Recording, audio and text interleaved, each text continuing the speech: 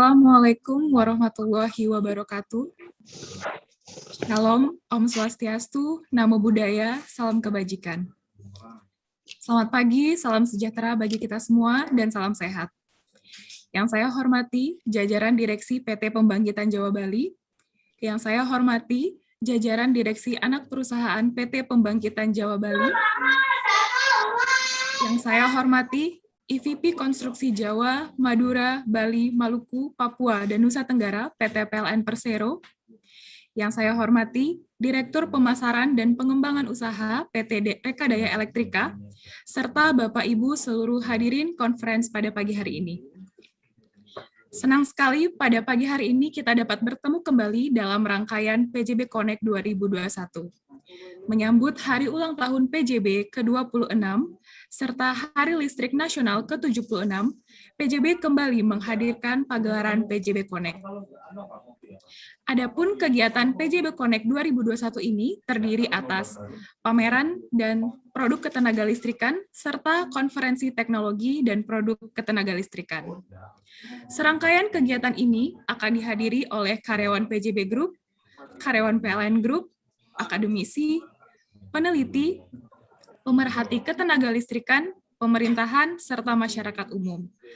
Pagelaran PJB Connect tahun ini merupakan yang ke-6 sejak pertama kali diselenggarakan pada tahun 2016.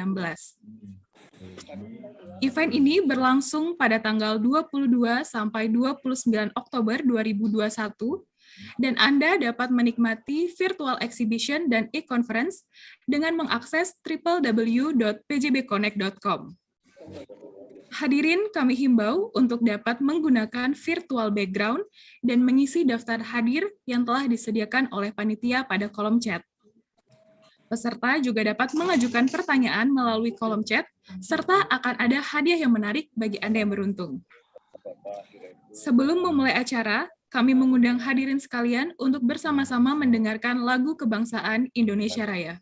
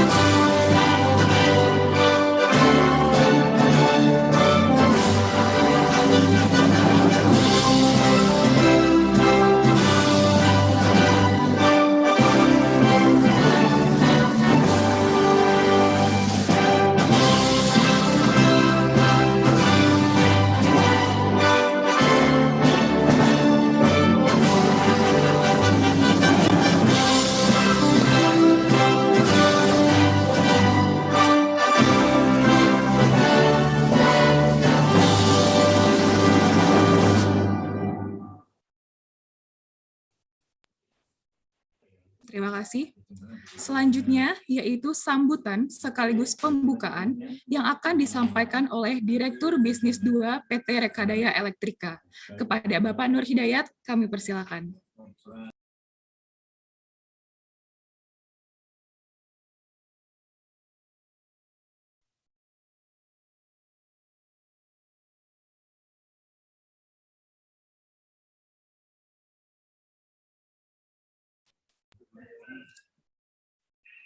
Saya ulangi ya Mbak ya, tadi mute ya?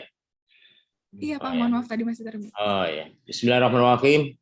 Assalamualaikum warahmatullahi wabarakatuh. Selamat pagi Salam sejahtera bagi kita semuanya. Salam, Om Swastiastu, Namo Buddhaya, salam kebajikan.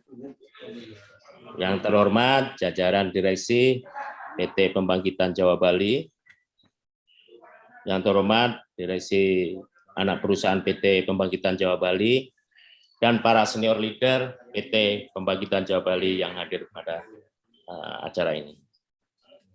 Yang terhormat para pembicara, Bapak Aji Sutrisno selaku EVP Konstruksi Jawa, Madura, Bali, Maluku, Papua, dan Nusa Tenggara PT PLN Persero, Bapak Vernon Sapalatua selaku Direktur Pemasaran dan Pengembangan Usaha PT Rekadaya Elektrika, Bapak Iwan Estriawan sebagai moderator, dan para peserta webinar PJP Connect 2021 yang saya banggakan. Pertama-tama marilah kita panjatkan puji syukur kehadirat Allah SWT, Tuhan yang Maha Pengasih dan Penyayang, karena atas izinnya pada hari ini kita dapat bersama-sama mengikuti acara webinar dengan tema Best Practice of EPC for Power Plant and Transmission Line. Para peserta webinar yang saya hormati, kita masih ingat pada acara pembukaan PJP Connect 2021, di mana Bapak Dirut PJP menyampaikan bahwa PJP telah siap menjadi one-stop solution untuk berbagai kebutuhan di bidang ketenaga listrikan.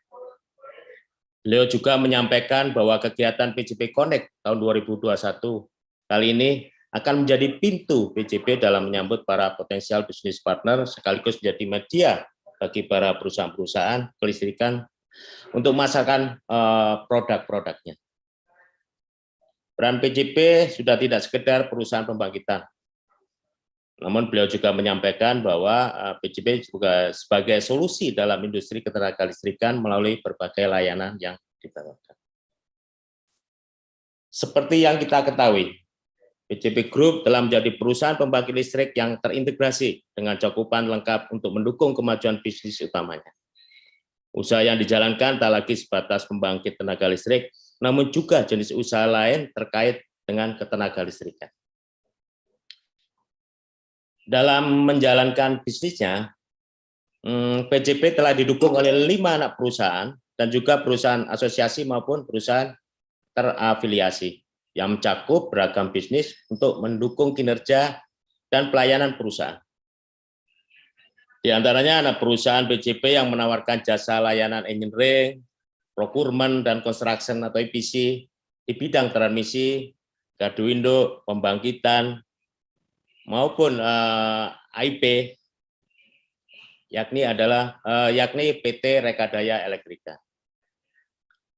Hingga saat ini PT Rekadaya Elektrika telah memiliki rekam jejak panjang dalam membangun kelistrikan di Indonesia. Hampir selama 18 tahun berdiri, layanan EPC dari PT Rekadaya Elektrika telah berhasil menyelesaikan sekitar 117 MW pembangkit, 1.370 MVA gardu induk, dan 1017,98 km transmisi yang terbentang di seluruh Indonesia. Di samping itu, PT Rekadaya juga melaksanakan beberapa proyek AIP atau Availability Improvement Program. Itu adalah pengalaman PT Rekadaya atau pekerjaan-pekerjaan proyek yang dilakukan Rekadaya selama ini. Dalam mengelola EPC tersebut, PT Rekadaya Elektrika didukung dengan tata kelola EPC dan berbagai sertifikasi dari Badan Sertifikasi Nasional terkait Quality Management Standard. Di samping itu, untuk dapat menjadi penyedia jasa EPC yang adaptif dan inovatif, guna memberikan layanan terbaik bagi pelanggan, PT Rekadaya Elektrika terus berusaha meningkatkan kompetensi dan kapabilitasnya sebagai perusahaan EPC yang profesional. Para peserta webinar yang saya hormati, dengan adanya kegiatan webinar ini, diharapkan para peserta mendapatkan materi yang fresh dan insightful tentang pengelolaan jasa EPC. Berbagai lesson learn yang akan disampaikan oleh pembicara Bapak Aji dan Bapak Vernon, dan nanti jangan sungkan-sungkan untuk mencatat poin-poin yang kurang jelas.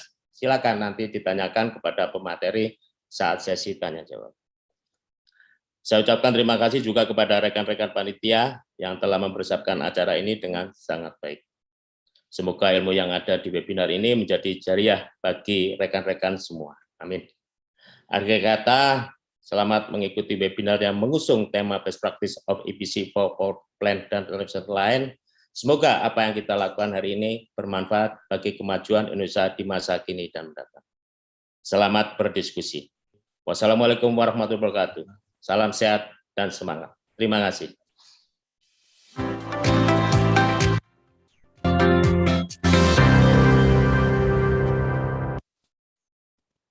Baik, terima kasih Bapak Nur Hidayat atas sambutan yang telah diberikan.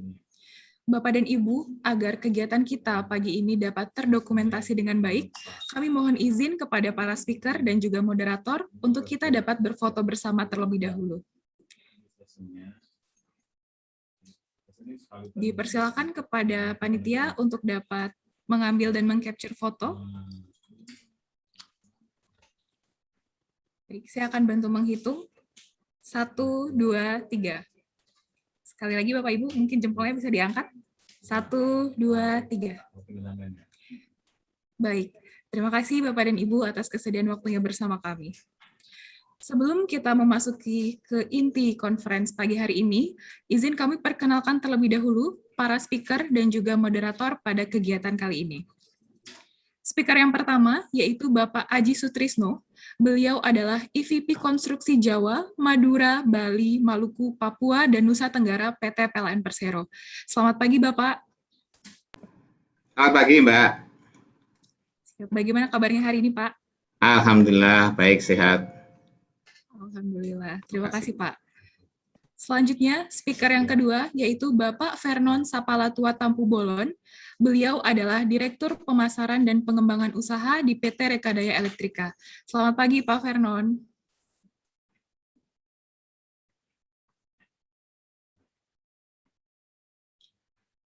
Baik, dan tentunya moderator pada kegiatan kali ini yaitu Bapak Iwan S. Triawan. Beliau adalah Kepala Satuan Engineering di PT Rekadaya Elektrika. Selamat pagi, Pak. Selamat pagi. Apa kabar, Pak, hari ini? Baik, Bu Anggun. Baik, terima kasih. Baiklah, Bapak dan Ibu, selanjutnya kita akan memasuki sesi inti dari conference kali ini. Dan saya persilakan kepada moderator untuk dapat memandu jalannya kegiatan. Baik, terima kasih Bu Anggun. Opening yang sangat hangat untuk memulai acara kita pada pagi hari ini. Assalamualaikum warahmatullahi wabarakatuh. Selamat pagi.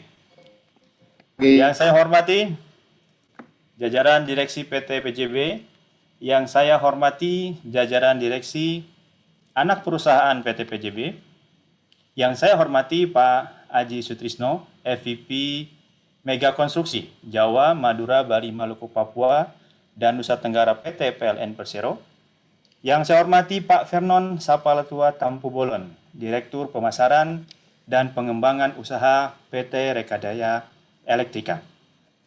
Dan tentunya seluruh Bapak Ibu hadirin peserta seminar Best Practice EPC for Power Plant and Transmission Line yang saya hormati dan saya banggakan. Selama kurang lebih 90 menit ke depan, saya akan memandu dan memoderasi jalannya seminar ini.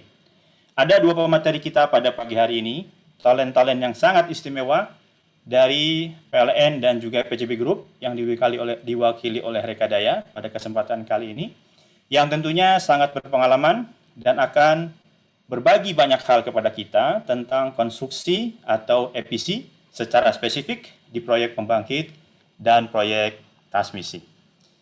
Baik, pemateri kita yang pertama yaitu Pak Sutrisno Aji. Beliau tadi disampaikan adalah FVP Mega Konstruksi di Jawa, Jawa, Bali, Madura, Papua, dan Nusa Tenggara. Beliau ini talent istimewa di PLN, lahir tahun 67, mulai berkarir di PLN tahun 95, terlibat aktif di berbagai proyek pembangkit dan transmisi, hingga di tahun 2017 beliau diberi amanah untuk menjadi Kepala Divisi Konstruksi di Jawa, Bali, dan Nusa Tenggara. Nah, kemudian sesuai dengan perubahan nomenklatur di PLN, untuk struktur organisasi terbaru, beliau saat ini berganti nama jabatannya menjadi FVP Mega Konstruksi untuk Jawa, Madura, Bali, Maluku, Papua, dan Nusa Tenggara. Baik, kepada Pak Haji, waktu Bapak untuk menyampaikan paparan sekitar 20 menit, Pak. Saya akan remind Bapak di 5 menit yang terakhir. Kami persilahkan, Pak.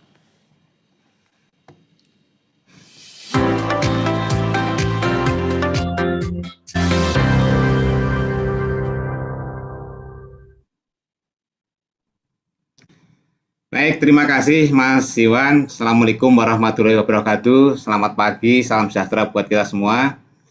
Yang saya hormati Bapak-Bapak Direksi dari PJB maupun dari anak perusahaan PJB, serta para peserta webinar untuk PJB Connect hari ini. Mohon izin saya menyampaikan paparan. Jadi tema kali ini adalah untuk best practice of EPC for power plant and transmission line. Ini nanti karena best practice ya, jadi saya cuma memilih beberapa proyek. Jadi ada satu proyek pembangkit nanti, tapi pembangkitnya yang saya pilih adalah PLTMG. Kemudian nanti ada tiga transmission line yang menurut saya memiliki dampak yang bagus buat perusahaan. Artinya kalau itu terlambat akan memberikan suatu konsekuensi yang signifikan. Jadi yang pertama adalah mengenai PC power plant. Kami izin menyampaikan untuk mobile power plant PROES ini PLTMG 20 MW. Nah, ini kira lokasinya di Labuan. Jadi kalau dari bandara kemudian ke arah Seberang. Jadi ini project profilnya 20 mega. Oke, lokasinya di Rangko. Jadi kontraknya itu di 17 Maret tahun 2017, efektifnya di 2017 tanggal 23 Mei, jangka waktu pelaksanaannya 12 bulan. Jadi mungkin apa sih, kenapa yang diangkat ini ya, jadi yang penting lah yang ini 12 bulannya bisa kecapai. Kontraktornya adalah PT PP, sama engine-nya adalah Wärtsilä Indonesia, Wärtsilä Oy. Ini 3x7 MW. Kemudian ini time schedule-nya, jadi time schedule-nya 12 bulan tadi seperti yang saya sampaikan tadi. 12 bulan dari Mei 2017, ini aktivitas pelaksanaan pekerjaan ya. Aktivitas pelaksanaan pekerjaan tadi nanti best practice-nya seperti apa sih, nanti akan kita rangkum di belakang. Tapi yang jelas kita sampaikan dulu kira-kira apa yang upaya-upaya apa yang mereka lakukan sehingga dalam waktu 12 bulan selesai. Ini bisa kita lihat di sini ya, mulai dari Juni, Juli dan seterusnya pekerjaan aktivitas apa saja yang diselesaikan, yang harus dilaksanakan. Ini kendalanya adalah ada 3. Yang pertama adalah mengenai akses mobilisasi tenaga kerja. Kemudian ada akses mobilisasi material dan alat bantu, karena ini seperti ini jalannya ya, bisa kita lihat di sini. Kemudian juga ke waktu penyelesaiannya yang sama 12 bulan tadi. Kemudian lanjut ini kondisi di site. Ini kendala akses mobilisasi tenaga kerja sehingga penyelesaiannya adalah mereka membuat lokasi tempat tinggal tenaga kerja di tempat proyek. Kemudian jalannya ini tentu saja jalannya susah ya aksesnya, sehingga mereka padatkan. Membawa semua material dari sini tidak tercapai, sehingga yang berikutnya adalah dibuatlah ini jeti. Jadi jeti inilah yang sangat membantu dalam penyelesaian. Ini kalau kita lihat di samping sebelah kiri ini ya, sebelah kiri ini kita bikin jeti sehingga akses tidak menggunakan jalan dan mobilisasi untuk peralatan maupun material untuk konstruksi lebih mudah. Kemudian selanjutnya ini kendala waktu penyelesaian tadi yang karena 12 bulan ya, sehingga mereka kerja shift malam, juga ada shift sistem lemburnya. Kemudian juga mereka memastikan bahwa kondisi pelaksana pekerjaan dalam kondisi yang sehat dengan medical check up. itu yang di Labuan Bajo. Jadi kalau kita lihat ini perjalanan progresnya ya, saya kira ini sangat sangat progressing ya, sangat progressing. Itu 1 bulan saja udah 14%, kemudian bulan berikutnya menjadi 18%. Artinya dengan kita melihat di 3 bulan pertama saja progres untuk 100% itu dalam waktu 1 tahun tercapai. Tentu saja ini menurut saya ya memang tidak ini ya, PLTMG tidak sekompleks dengan tidak serumit dengan PLTU ya kompleksitasnya, tapi kalau lihat dari apa yang mereka targetkan, kemudian apa yang progresnya ini, tentu saja ini sangat pelajaran yang bisa diambil dari sini. Salah satunya tadi ya, kalau proyek ini kan berjalan tidak hanya tenaga kerjanya juga, tapi materialnya tadi juga kita dengan adanya temporary JT tadi, sehingga semuanya bisa bareng bersama-sama untuk menyelesaikan pekerjaan ini tadi, di samping unsur manajemen tadi yang bekerja siang malam. Tentu saja ini karena PP itu sudah menjalankan proyek-proyek seperti ini di PLN cukup banyak, sehingga tinggal tipikal saja kan, tipikal mereka mengerjakan. Jadi kendala itu biasanya adalah kendala di akses pekerjaan. Akses pekerjaan misalkan mereka mengerjakan di Bangkane, di Kalimantan gitu kan, aksesnya susah ya, sehingga tentu saja itu akan berpengaruh terhadap penyelesaian. Jadi kalau dilihat dari sini tadi, salah satu cara untuk mengatasi masalah penyediaan baik tenaga kerja, baik peralatan, dan semua yang untuk di proyek ini dengan temporary JT tadi merupakan salah satu solusi, sehingga memastikan bahwa pekerjaan itu bisa selesai. Kalau kita lihat di sini progresnya bagus ya. Artinya kalau 12 bulan ini dengan progres seperti ini yakin. Dan kita pun juga punya progres proyek di tempat yang lain PLTMG yang memang lebih banyak cenderung di pekerjaan sipilnya yang harus diselesaikan. Kalau lihat di sini kita lihat kan bisa di 60% aja semua sudah pekerjaan sipilnya selesai ya. Sampai 70 di Desember, dari Juni sampai Desember sekitar 6 bulan pekerjaan semuanya selesai. Tinggal di 6 bulan berikutnya adalah pekerjaan-pekerjaan terkait dengan mechanical sama electrical. Di 2 bulan terakhir tinggal commissioning. Ini peresmian. Ini untuk yang PLTMG. Jadi untuk EPC tadi memang kita pilih yang ini ya, PLTMG ya, karena arahnya ke depan mungkin untuk yang PLTU sudah nggak ada lagi. Kita lanjut yang transmisi ya. Jadi untuk transmisi kita pilih ada tiga transmisi yang menurut saya patut kita angkat. Yang pertama di sini, ini ada di Jakarta, ini ada Jakarta Lubeng. Nanti yang akan saya bawakan adalah dari Balaraja Kembangan sama Kembangan Budi Sogosambi. Kenapa ini menarik nanti akan ada di presentasi berikutnya. Kemudian kita bicara sistem kelistrikan ini di Jawa ya. Di Jawa mungkin buat teman-teman sudah tahu informasi pembangkit-pembangkit apa saja yang ada di Jawa yang akan masuk ya, yang terutama masuk ya. Mulai dari kita punya Jawa 4 ini Tanjung Jati 2 kali 1000, ini nanti rencana masuk di sekitar di Mei sama September tahun ini. Kemudian kita juga ada PLT GU Jawa Bali 1, Piker ini tampak lorok ya. Kemudian kita punya PLTU Jawa Tengah, ini juga IPP 2 kali 1000 juga masuk di tahun ini. Kemudian ada PLTU Jawa 3, PLTU Jawa 1, PLTU Indramayu, PLTGU Jawa 1, ini 2 kali 880, ini masuk juga di pertengahan tahun ini. Kemudian ada add-on Muara Tawar.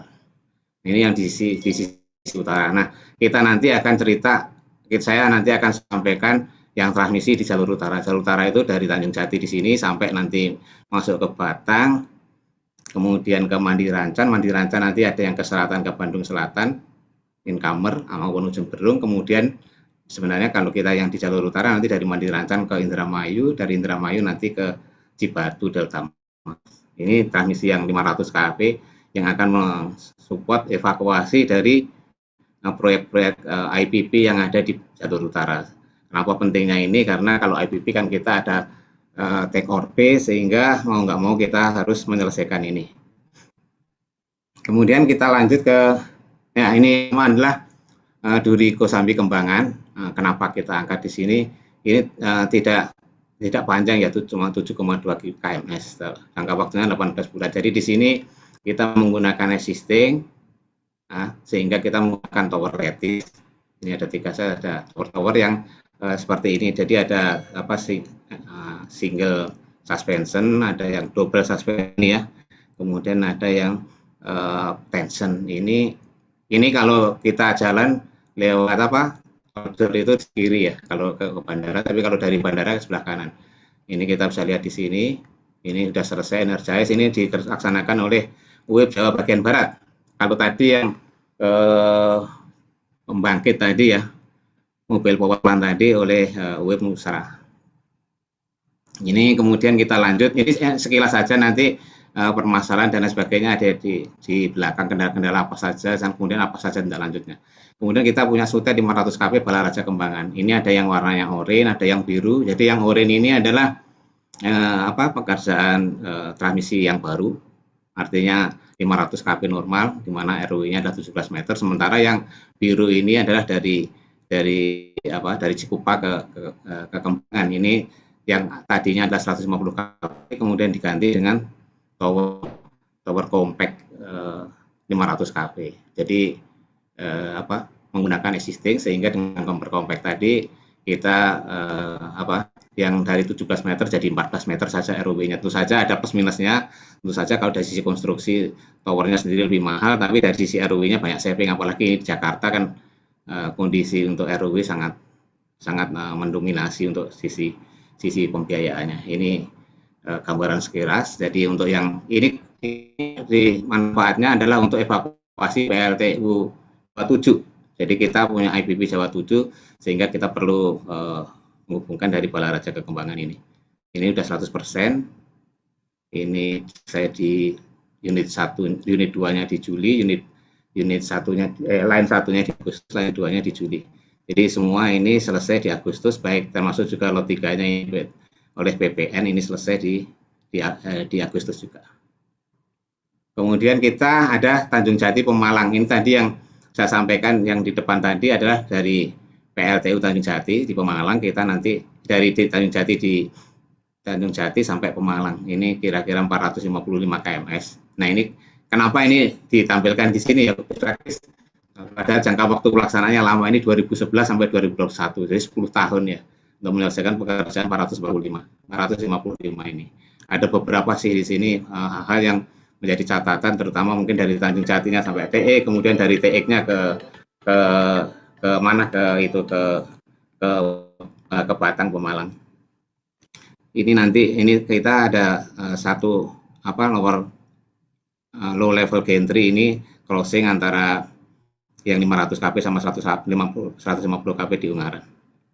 Kemudian ini sudah energize 30 Juni, sehingga nanti kalau Tanjung Jati di sini nanti IPP ini tadi awalnya memang dia sebelum pandemi dia memang di Mei tahun ini ya, Mei sama September, tapi karena kondisi yang susah saat ini juga sampai dengan saat ini, sehingga nanti dia akan jadwalnya akan di Mei sama September di tahun depan, tahun 2022. Sehingga kalau dia sinkron di akhir Oktober ini bisa dievakuasi, tidak ada masalah di sisi PLN ya, baik di Tanjung Jati maupun PLTU di Batam. Ini SLO-nya sudah keluar 30 Juni. Jadi ini banyak nanti hal yang di sini, terutama tidak hanya kontraktor yang lamanya karena masalah pilot, kemudian juga ada beberapa yang crossing, baik crossing dengan jalan tol. Kemudian kita lanjut, ini landasan hukum untuk pekerjaan transmisi tadi ya. Jadi PLN kita ada Undang-Undang Nomor 30 tahun 2009, kemudian yang ini sudah diubah dengan Undang-Undang Nomor 11 tahun 2020 tentang Cipta Kerja.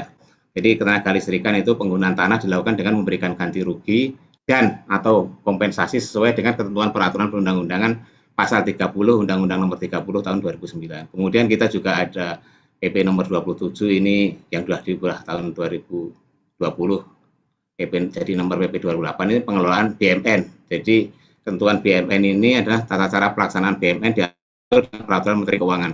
Nanti di sini itu sebenarnya kita ngarahnya kalau BMN itu ke arah yang nomor di sini ada PMK 115 ini, di mana Kalau kita BMN itu sewanya cuma 1% sampai 20%. Ini untuk untuk transmisi tenaga listrik, dan itu dalam jangka waktu 50 tahun. Yang ini kadang-kadang terjadi dispute antar BUMN ya, baik PLN maupun pengelola jalan tol, di mana mereka punya aturan tersendiri di sini.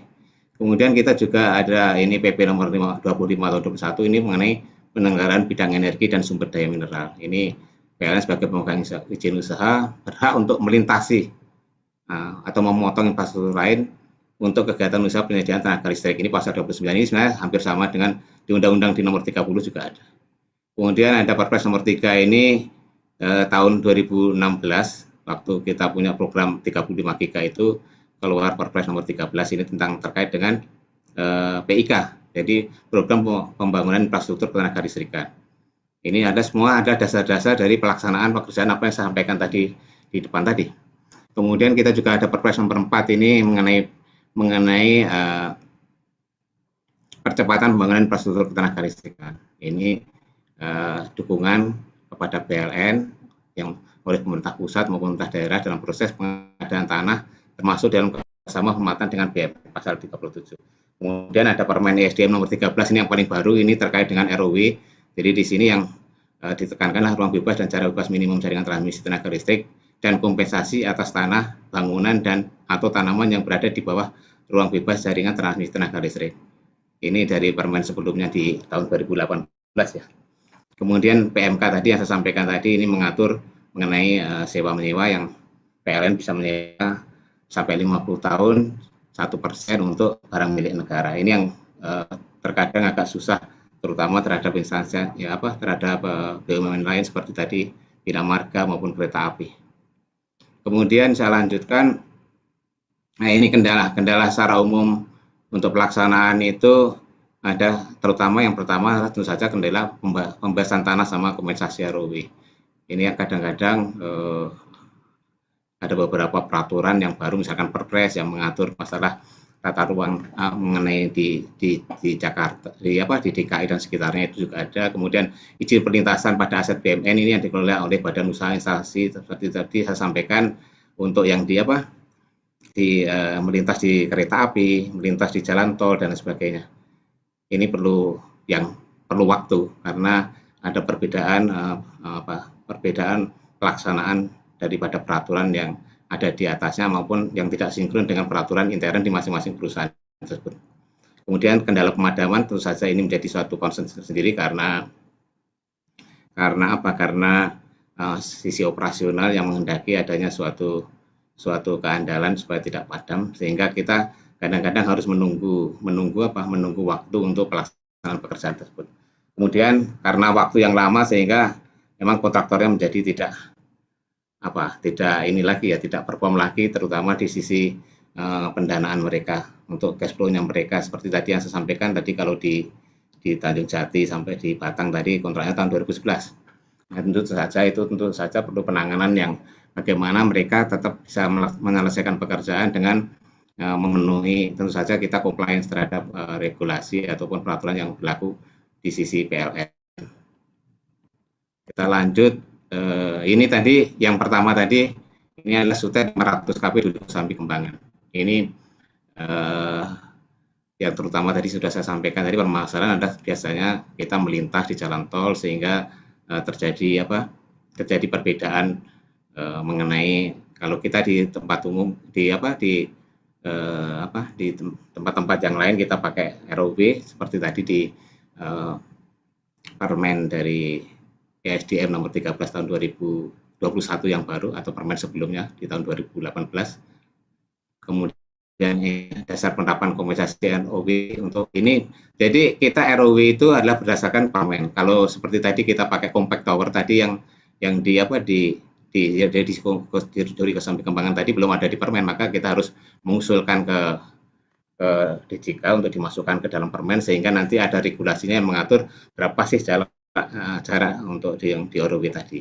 Ini kan jadi dengan SLIM tadi kan kita bisa memanfaatkan dari yang 150 kp di mana ROW-nya cuma 14 meter. Kalau kita tadi yang di Balaraja Kembangan tadi di Laut tadi kan dengan tower yang normal 17 meter sehingga ada selisih itu tadi. Nah, kalau yang tower normal yang 17 meter yang ini yang belum diatur, sehingga kita harus memasukkan ke dalam permen tadi, permen ISDM untuk masalah ROW. Kemudian ada beberapa yang tidak setuju atau dengan pembangunan mereka dilintasi oleh Sutet. Ini beberapa tindak lanjut yang dilaksanakan. Tentu saja kita koordinasi dengan dengan instansi-instansi lain, terutama kalau ini tadi dengan jalan tol, berarti kita ada juga dengan PUPR, kemudian ada ini dibantu juga dari Kementerian Perekonomian, ada KPPIP ini untuk percepatan proyek infrastruktur, ini ada datanya di situ, kemudian dibantu dengan Kementerian BUMN untuk hal yang terkait dengan kemudian dilakukan sinergi menyusun standar desain tower dan ROW, kemudian diusulkan untuk menjadi standar desain dan juga masuk ke dalam permen.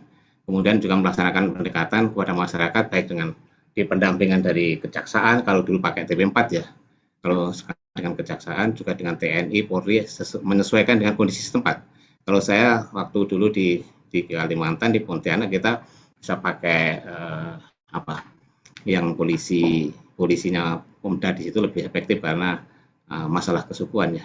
Kemudian ini hasil-hasil yang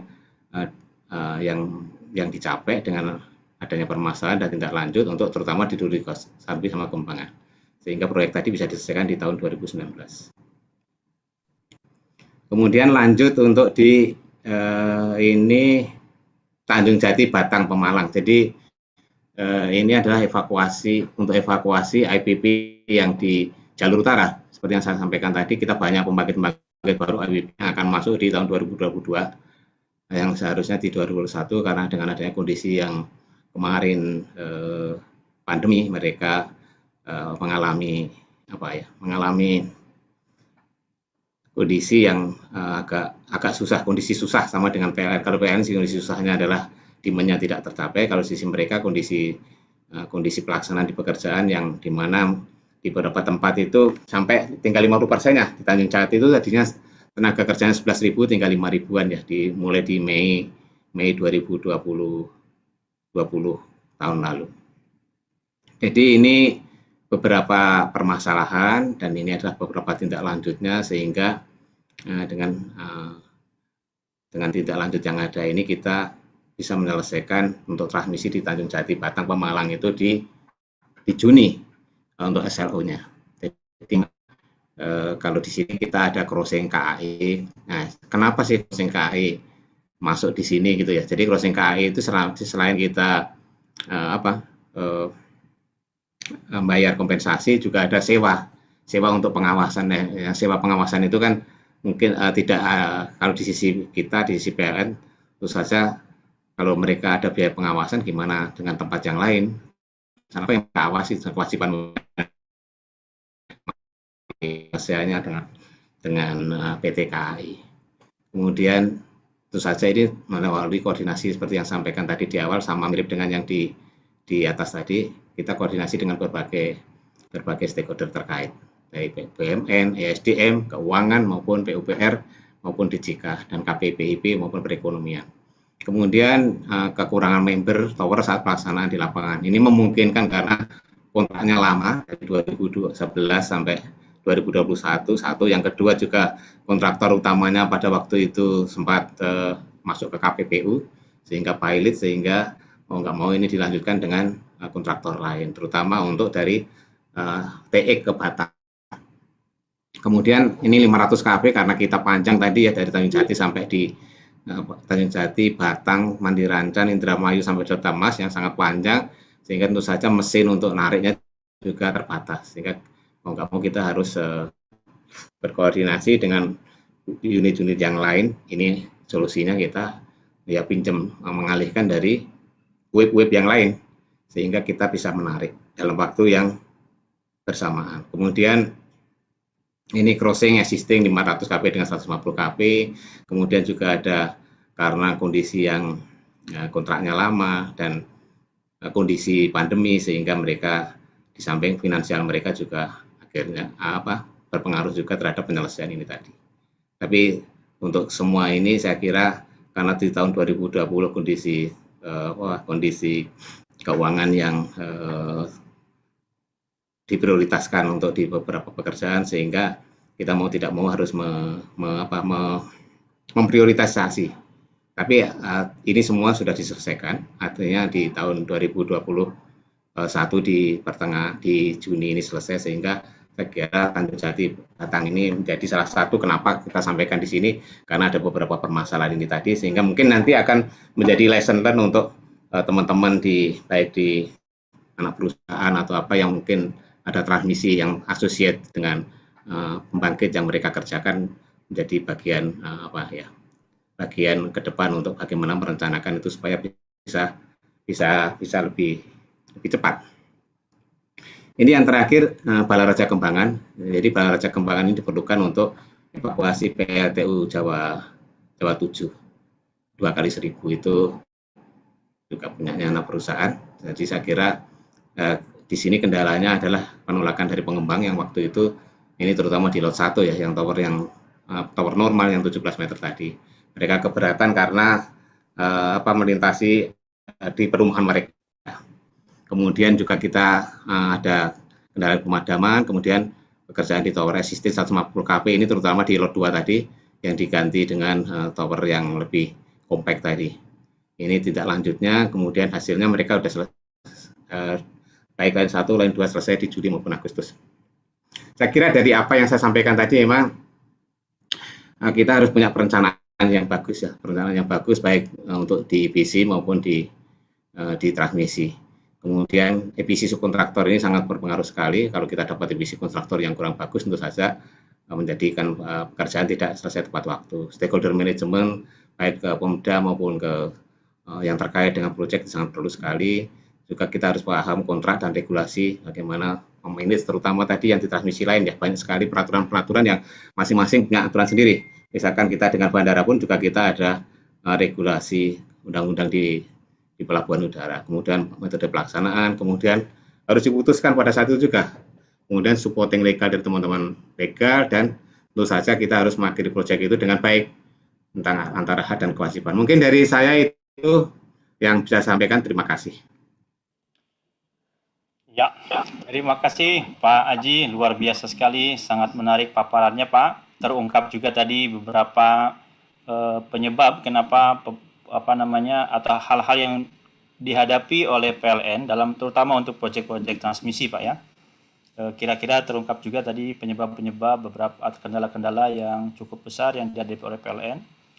Dan dari paparan yang disampaikan saya yakin mengundang banyak pertanyaan nih dari audiens nanti setelah paparan yang kedua ya. Jadi secara intinya kesimpulan dari Pak Aji tadi bahwa bicara tentang best practice di EPC pembangkit dan transmisi, bahwa ada 8 hal utama yang menjadi perhatian bersama. Yang pertama adalah perencanaan yang matang. Yang kedua EPC kontraktor, ini peran dari EPC kontraktor, kualifikasi, kapabilitas, dan kapasitas.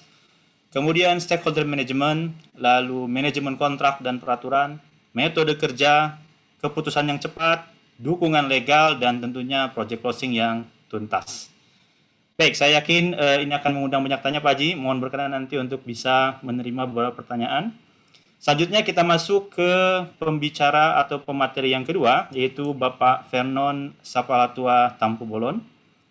Beliau saat ini menjabat sebagai Direktur Pemasaran dan Pengembangan Usaha PT Rekadaya Elektrika. Lahir tahun 78.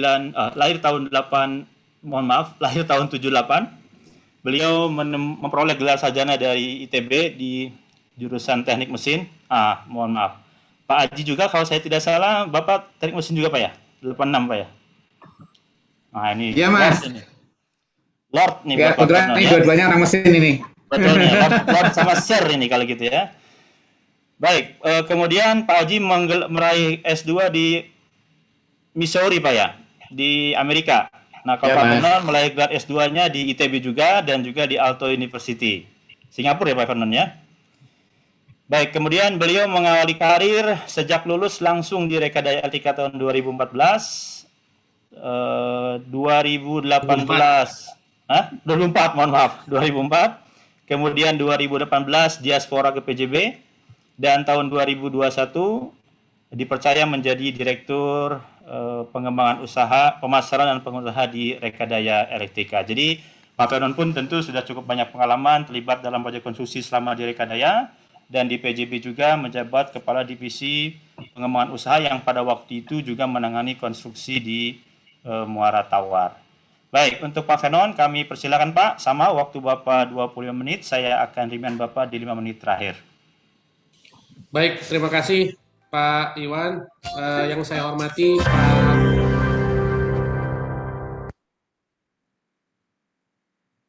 Baik, terima kasih Pak Iwan selaku moderator, yang kami hormati Pak Aji Sutrisno selaku narasumber dan juga EVP Konstruksi Jawa, Madura, Bali, dan juga Nusa Tenggara, Maluku, Papua. Bapak-bapak BOD PJB dan anak perusahaan yang hadir, dan juga Bapak Ibu senior leader PJB maupun hadirin semua. Terima kasih atas kesempatan yang diberikan kepada kami untuk memaparkan best practice EPC. Mungkin bisa slide-nya dari ini. Baik, tadi memang kita akan perspektifnya sedikit berbeda karena memang kebetulan saya sendiri pernah dari tahun 2017 sebenarnya saya ditempatkan di PJB waktu itu menangani pengembangan usaha, dalam hal ini mencari proyek-proyek IPP baru bagi PJB dan sekaligus juga untuk mengawal di sisi PJB pekerjaan konstruksi di Muara Tawar Add-on, dan juga waktu itu ada beberapa proyek yang mobile power plant. Jadi memang pasti perspektif yang disampaikan oleh Pak Haji dan perspektif dari Rekadaya selaku EPC akan sedikit berbeda. Seperti stakeholder manajemennya mungkin Pak Haji pasti di sisi PLN akan lebih luas cakupannya, akan mungkin lebih fokusnya akan lebih banyak di sana mengenai stakeholder manajemen, pendanaan, dan lain-lain, karena itu pasti jadi kritikal dari pekerjaan EPC di sisi owner. Dari kami di Rekadaya ini tentu akan lebih banyak mengenai resources, lebih banyak mengenai vendors atau mungkin subkontraktor yang kompeten, dan juga mungkin dari sisi internal workforce maupun internal financing gitu. Next boleh. Nah, kami di Rekadaya ini berdiri dari tahun 2003 sebenarnya sebagai salah satu anak perusahaan PJB. Saat ini mayoritas dimiliki oleh PJB dan mungkin nanti akan menjadi satu-satunya perusahaan konstruksi di PLN Group. Dalam hal ini sekarang sudah ada beberapa perusahaan konstruksi di PLN Group, tapi nanti paling lambat akhir tahun ini Rekadaya akan menjadi satu-satunya perusahaan konstruksi di PLN Group yang kebetulan memang Rekadaya sudah cukup lengkap portofolionya, baik di sisi EPC pembangkit, di sisi EPC transmisi, gardu induk, maupun mungkin dalam hal ini kita namakan adalah Availability Improvement Program. Jadi kita banyak membantu PT PJB terutama selaku induk perusahaan kami dalam melakukan perbaikan ataupun mungkin penambahan fasilitas di dalam power plant-nya sendiri. Seperti mungkin bisa dilihat kita Rekadaya ikut terlibat dalam pembangunan ship unloader di PLTU Python. Kemudian ada beberapa juga pembangunan konstruksi lainnya di sisi existing power plant. Dan portofolio kami juga memang sedikit waktu itu belum sempat ada pengaturan di PJB mengenai corporate charternya. Jadi waktu itu saya sendiri kebetulan ini yang selaku menginisiasi waktu itu, kita berhasil mendapatkan salah satu proyek IPP juga di Mamuju 2x25 MW di Sulawesi Barat. Nah ini juga kebetulan Mamuju ini sekarang menjadi salah satu IPP yang sudah beroperasi juga di daerah Sulawesi Barat.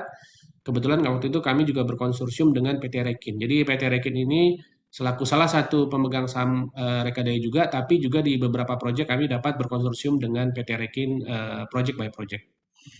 Next, boleh. Nah, ini tadi portofolio Rekadaya, bahwa dari sisi portofolio Rekadaya cukup lengkap, dan kita saat ini di sisi EPC power plant, transmisi maupun tadi Availability Improvement Program kita melalui PT Rekadaya Elektrika.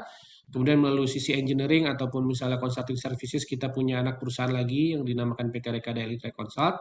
Dan di IPP kebetulan kita juga sudah punya Rekin Daya Mamuju yang membangun mendanai sekaligus sekarang mengoperasikan pembangkit di daerah Sulawesi Barat 2 kali 25 MW. Next. Nah, dari sisi EPC performance tentu kami punya beberapa portofolio, berhasil menyelesaikan beberapa proyek PLTU sampai dengan 25 MW per unit, yang mungkin waktu itu banyak-banyak kendalanya juga. Ada beberapa proyek-proyek yang berhasil kami selesaikan dalam kondisi terkendala ya. Kebetulan memang beberapa kontraktor lamanya tidak berhasil menyelesaikan pembangkit tersebut, sehingga kami ada beberapa juga berhasil menyelesaikan proyek tersebut.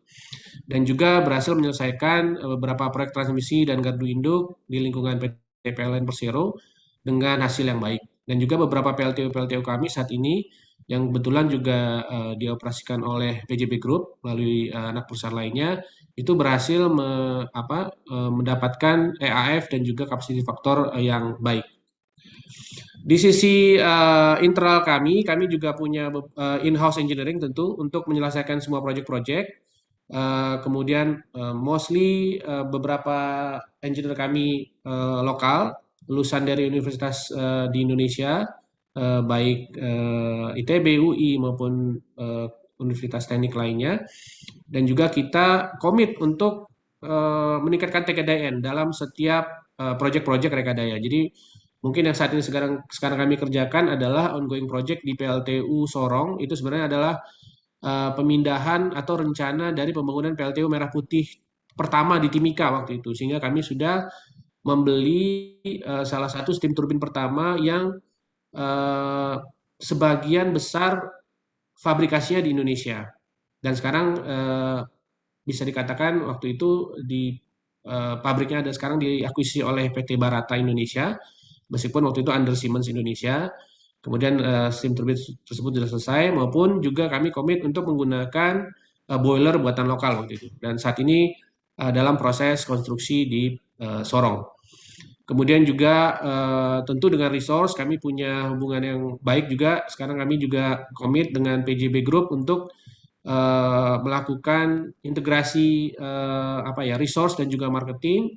Integrasi finansial juga dengan kemampuan PJB yang mumpuni dalam pengembangan IPP, mengarrange pendanaan, sehingga kedepannya kami akan berkolaborasi dengan PJB dalam membantu PLN menyediakan solusi untuk menyelesaikan proyek-proyek dengan melakukan skema EPC plus financing. Next. Nah, ini komitmen kami tentunya dalam REW dalam menjalankan setiap aktivitas di RE, yaitu memprovide reliable service, terus-menerus untuk menumbuhkan excellent human capital dan juga organisasi, terus-menerus untuk melakukan work-class best practice, pengembangan strategi, dan juga pengembangan pilar-pilar pertumbuhan dari RE maupun dalam untuk mendukung pengembangan PJB Group ke depannya. Dan tentu menjawab solusi bagi PLN. Next.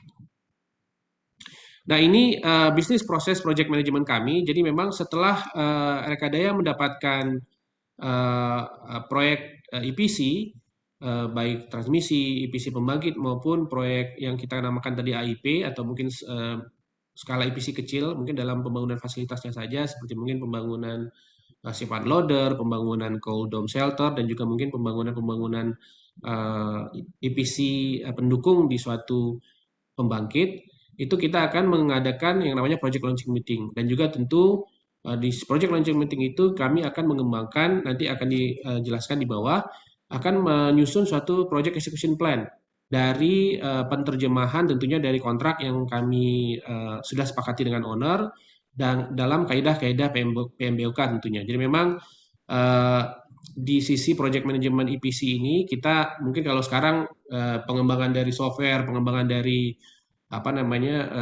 teknologi digital, mungkin sudah ada sistem project management yang baru lah ya, kita bisa dikatakan mungkin agile proses dan lain-lain. Tapi kurang lebih dalam bisnis EPC untuk infrastruktur pembangkit listrik dan transmisi ini kami masih menggunakan PMBOK dalam penyusunan project execution plan. Sampai nanti juga monitoring dan controlling dalam pelaksanaan sampai dengan closing project-nya. Next.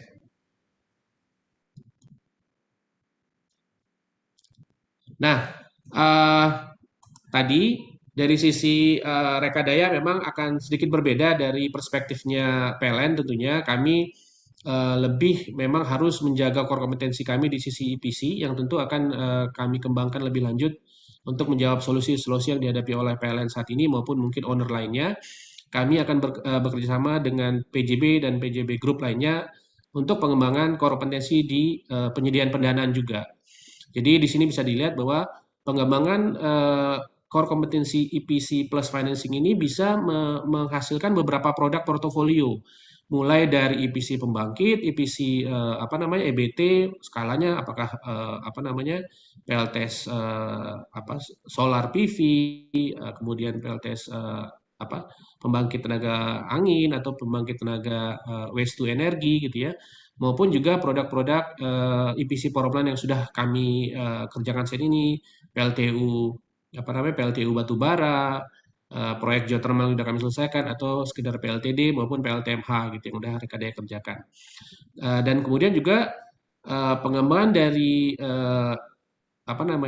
kompetensi engineering dan juga procurement itu bisa kami kembangkan lagi dalam portofolio tadi dalam bentuk skala EPC yang lebih kecil, pengembangan yang tadi kami namakan adalah Availability Improvement Program, misalnya penambahan fasilitas infrastruktur di pembangkit, penambahan ship unloader, penambahan dari call shelter misalnya gitu ya, maupun sekedar portofolio lain melalui anak perusahaan kami yaitu PT Reconsult, pengembangan engineering berupa provide engineering solution, pengawasan konstruksi, atau sekedar untuk penyusunan feasibility study. Kemudian di sisi kompetensi engineering dan juga construction-nya, kami juga banyak mengerjakan baik rekadaya dulu ataupun melalui PT Reconsult dalam penyediaan jasa project management services gitu ya, membantu owner atau membantu developer dalam mengembangkan proyek tersebut. Maupun juga mungkin kalau pengembangan dari PC yaitu mensuplai jasa instalasi saja. Dan memang kedepannya untuk menjawab tadi kebutuhan PLN, kami akan ke depan untuk pengembangan 4 kompetensi inti ini adalah EPC dan juga pendanaan. Next. Nah ini standar dan yang kami gunakan tentu kita punya standar mutu ISO 9001, 14001 maupun 45001 dan juga tentu dalam setiap desain kami menggunakan standar-standar internasional tentunya maupun standar yang digunakan oleh owner seperti SPLN gitu ya dan juga standar yang biasa diterapkan dalam proyek-proyek engineering. Next. Nah, tadi yang seperti saya sudah jelaskan tentu memang perspektif di kami selaku EPC akan berbeda dari owner tentunya atau posisi developer. Jadi best practice yang rekadaya gunakan tentu tetap harus alignment dengan PMBOK dalam proyek-proyek yang rekadaya kerjakan. Jadi bisa dilihat di sini bahwa ketika rekadaya melakukan project launching meeting, kami sedapat mungkin menyusun project execution plan yang harusnya sudah menerjemahkan dari kontrak yang ada atau kami dapatkan dari owner.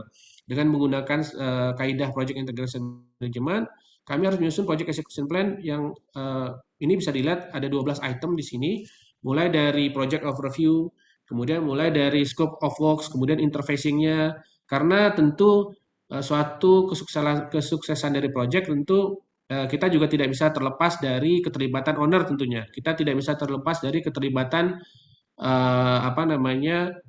stakeholder lain. Nah, ini perlu memang benar-benar diperjelas dalam project execution plan kita apa sih interfacing kita dengan atau keterlibatan owner di situ tanggung jawab owner, tanggung jawab rekadaya selaku EPC, kemudian yang lain-lainnya. Tentu diterjemahkan juga nanti dalam project procurement plan-nya juga ada sub vendor, ada subcontractor dan lain-lain. Kemudian dalam project schedule tentunya kita juga perlu menerjemahkan critical path-nya apa. Dan juga nanti dalam selanjutnya adalah dalam engineering plan-nya, procurement plan, construction plan perlu diterjemahkan dengan detail di sisi awal. Termasuk juga mengenai project quality plan, project organization serta rencana risiko dan mitigasinya ke depan. Dan juga adalah perencanaan cash flow tentunya ya karena memang proyek-proyek konstruksi ini sangat bergantung dari perencanaan cash flow, cost budgeting dan juga disbursement plan, dan juga perlu kita atur dengan kontraknya dan metode pembayaran dari sisi owner. Dan terakhir tentunya mulai dari basic communication plan kita dengan owner, dengan sub vendor, dengan subkontraktor tentu perlu kita susun, dan juga di sisi project stakeholder management plan-nya. Next.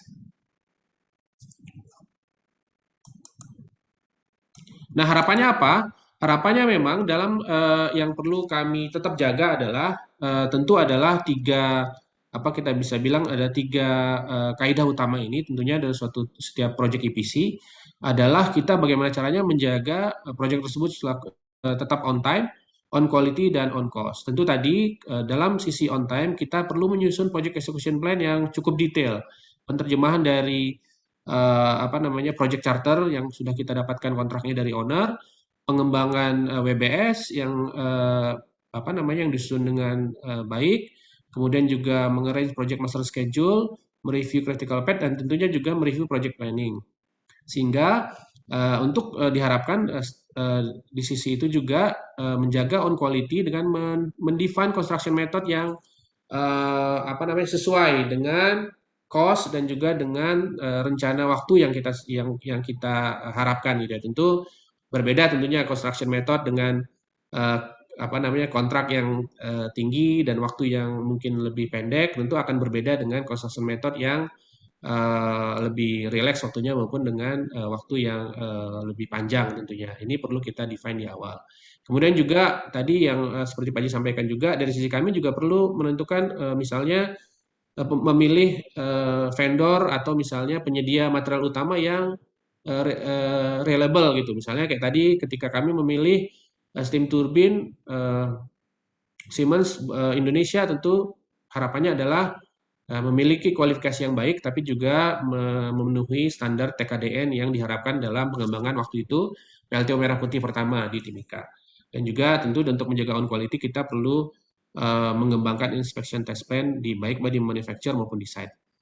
Kemudian untuk menjaga cost-nya, kami mengembangkan work package baik di sisi material, services, dan juga pemilihan metodenya. Apakah kami dalam hal ini melibatkan subkontraktor lagi, atau rekadanya cukup mengembangkan melalui internal workforce. Itu juga akan kami pilih dalam sisi project execution plan di awal. Dan juga tentu mengkontrol budget dan juga mengatur cash flow management di sisi kami selaku EPC kontraktor. Ini yang tetap kami perhatikan terus-menerus selama eksekusi proyek berlangsung. Next. Boleh lanjut aja. Nah, dalam pengembangan proyek-proyek tadi, kami sudah cukup panjang portofolionya. Bisa dilihat di sini kita dalam EPC Power Plant dalam menerapkan kaidah PMBOK dan juga menjaga project on time, on quality, dan on budget tadi. Kami saat ini sudah mengerjakan 10 pembangkit listrik tersebar dari Sabang sampai Merauke. Di ujung timur itu saat ini kami lagi pengembangan PLTU Sorong 4 kali 7 MW, mengembangkan local capability, mengembangkan manufacturer lokal juga, dan juga di sisi EBT kami sudah menyelesaikan proyek Ulumbu geothermal di Flores dan juga dalam saat ini mengembangkan mikrohidro Pravi. Next. Ini proyek-proyek substation kami sama tersebar juga dari ujung barat sampai ujung timur Indonesia. Next. Begitu juga transmission line, mulai dari 70 kV, kemudian juga mulai dari submarine, mulai dari UGC, sampai dengan 500 kV yang kami selesaikan di Batang Ungaran dan juga Indramayu Cibatu. Next. Dalam pengembangan proyek-proyek AIP atau EPC yang skala kecil, kami juga sudah banyak menyelesaikan beberapa proyek, mulai dari mengembangkan EPC call handling system di Python, kemudian juga pengembangan DOM shelter di Tanjung Awar-Awar, maupun tadi pengembangan SIP unloader di PLTU Python. Next. Nah, ini sehingga portofolio proyek kami memang untuk sisi EPC Power Plant yang sudah kami selesaikan saat ini tergolong dari sisi apa ya, numbernya mungkin terlihat kecil, tapi dari sisi kompleksitas pengerjaan proyek itu kurang lebih sama kerumitannya dengan EPC-EPC yang ada di Jawa dengan skala yang lebih besar. Jadi saat ini EPC program kami sudah selesai sekitar 117 MW, EPC substation sekitar 1.370 MVA, EPC transmisi sekitar 1.017 kmr, dan juga beberapa proyek-proyek pengembangan infrastruktur di pembangkit listrik yang tersebar di seluruh Indonesia. Next. Nah, untuk EPC Power Plant yang bisa kami highlight di sini adalah ada beberapa proyek yang sudah kami selesaikan. Salah satunya adalah PLTU Gorontalo. Ini yang perlu kami angkat adalah ketika PLTU Gorontalo ini sebenarnya bagian dari proyek PLTU FTP tahap 1 yang saat itu terkendala dengan berbagai kondisi di lapangan. Akhirnya Rekadaya berhasil menyelesaikan pembangkit tersebut dan sudah beroperasi dengan baik di Gorontalo di daerah Sulawesi bagian utara. Ini apa namanya, juga beberapa pembangkit-pembangkit lain yang kami apa namanya, kami kerjakan seperti di Ende, seperti di Tidore, dan juga di Kepulauan Riau dengan meningkatkan lokal kontennya. Jadi beberapa material utama kami beli dari manufacturer dalam negeri tentunya, dan juga di Kendari dan juga Ulumbu yang bekerja sama dengan beberapa pabrikan-pabrikan lainnya. Next. Oke, untuk proyek transmisi dan substation ada beberapa, ada banyak tadi yang sudah kami selesaikan, tapi yang salah satu yang mungkin kami mau highlight di sini adalah yang barusan selesai kami kerjakan adalah di Mailova Naibonat di daerah Nusa Tenggara Timur yang berhasil kami selesaikan di beberapa bulan yang lalu. Ini bagian dari kita menjawab solusi PLN yang karena ada badai tropis di Seroja, beberapa tower transmisi PLN itu roboh. Di beberapa tower, tepatnya mungkin di tower 18 sampai 20 ya di jalur Mailova Naibonat.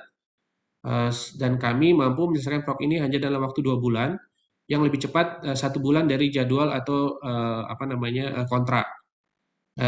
Di sini juga dalam 2 bulan tersebut Rekadaya menyelesaikan proyek secara mengerjakan beberapa pekerjaan secara paralel, dan juga mengingat medan yang terjal dan juga berat, di mana kondisi geografis ketiga tower tersebut berada di posisi lembah dan juga kontur tanah yang labil, kami mengerjakan proyek dengan paralel dan juga berhasil menyelesaikan dalam waktu 2 bulan. Next. Kemudian di sisi Availability Improvement Program, ada beberapa proyek yang bisa kami highlight. Salah satunya adalah pengembangan breakwater di PLTU Pacitan. Ini karena memang pembangunan breakwater ini sangat diperlukan di PLTU Pacitan karena di sisi apa namanya pantai selatan ya, dan juga perlu dalam menunjang proses loading dan unloading PLTU batubara di PLTU Pacitan.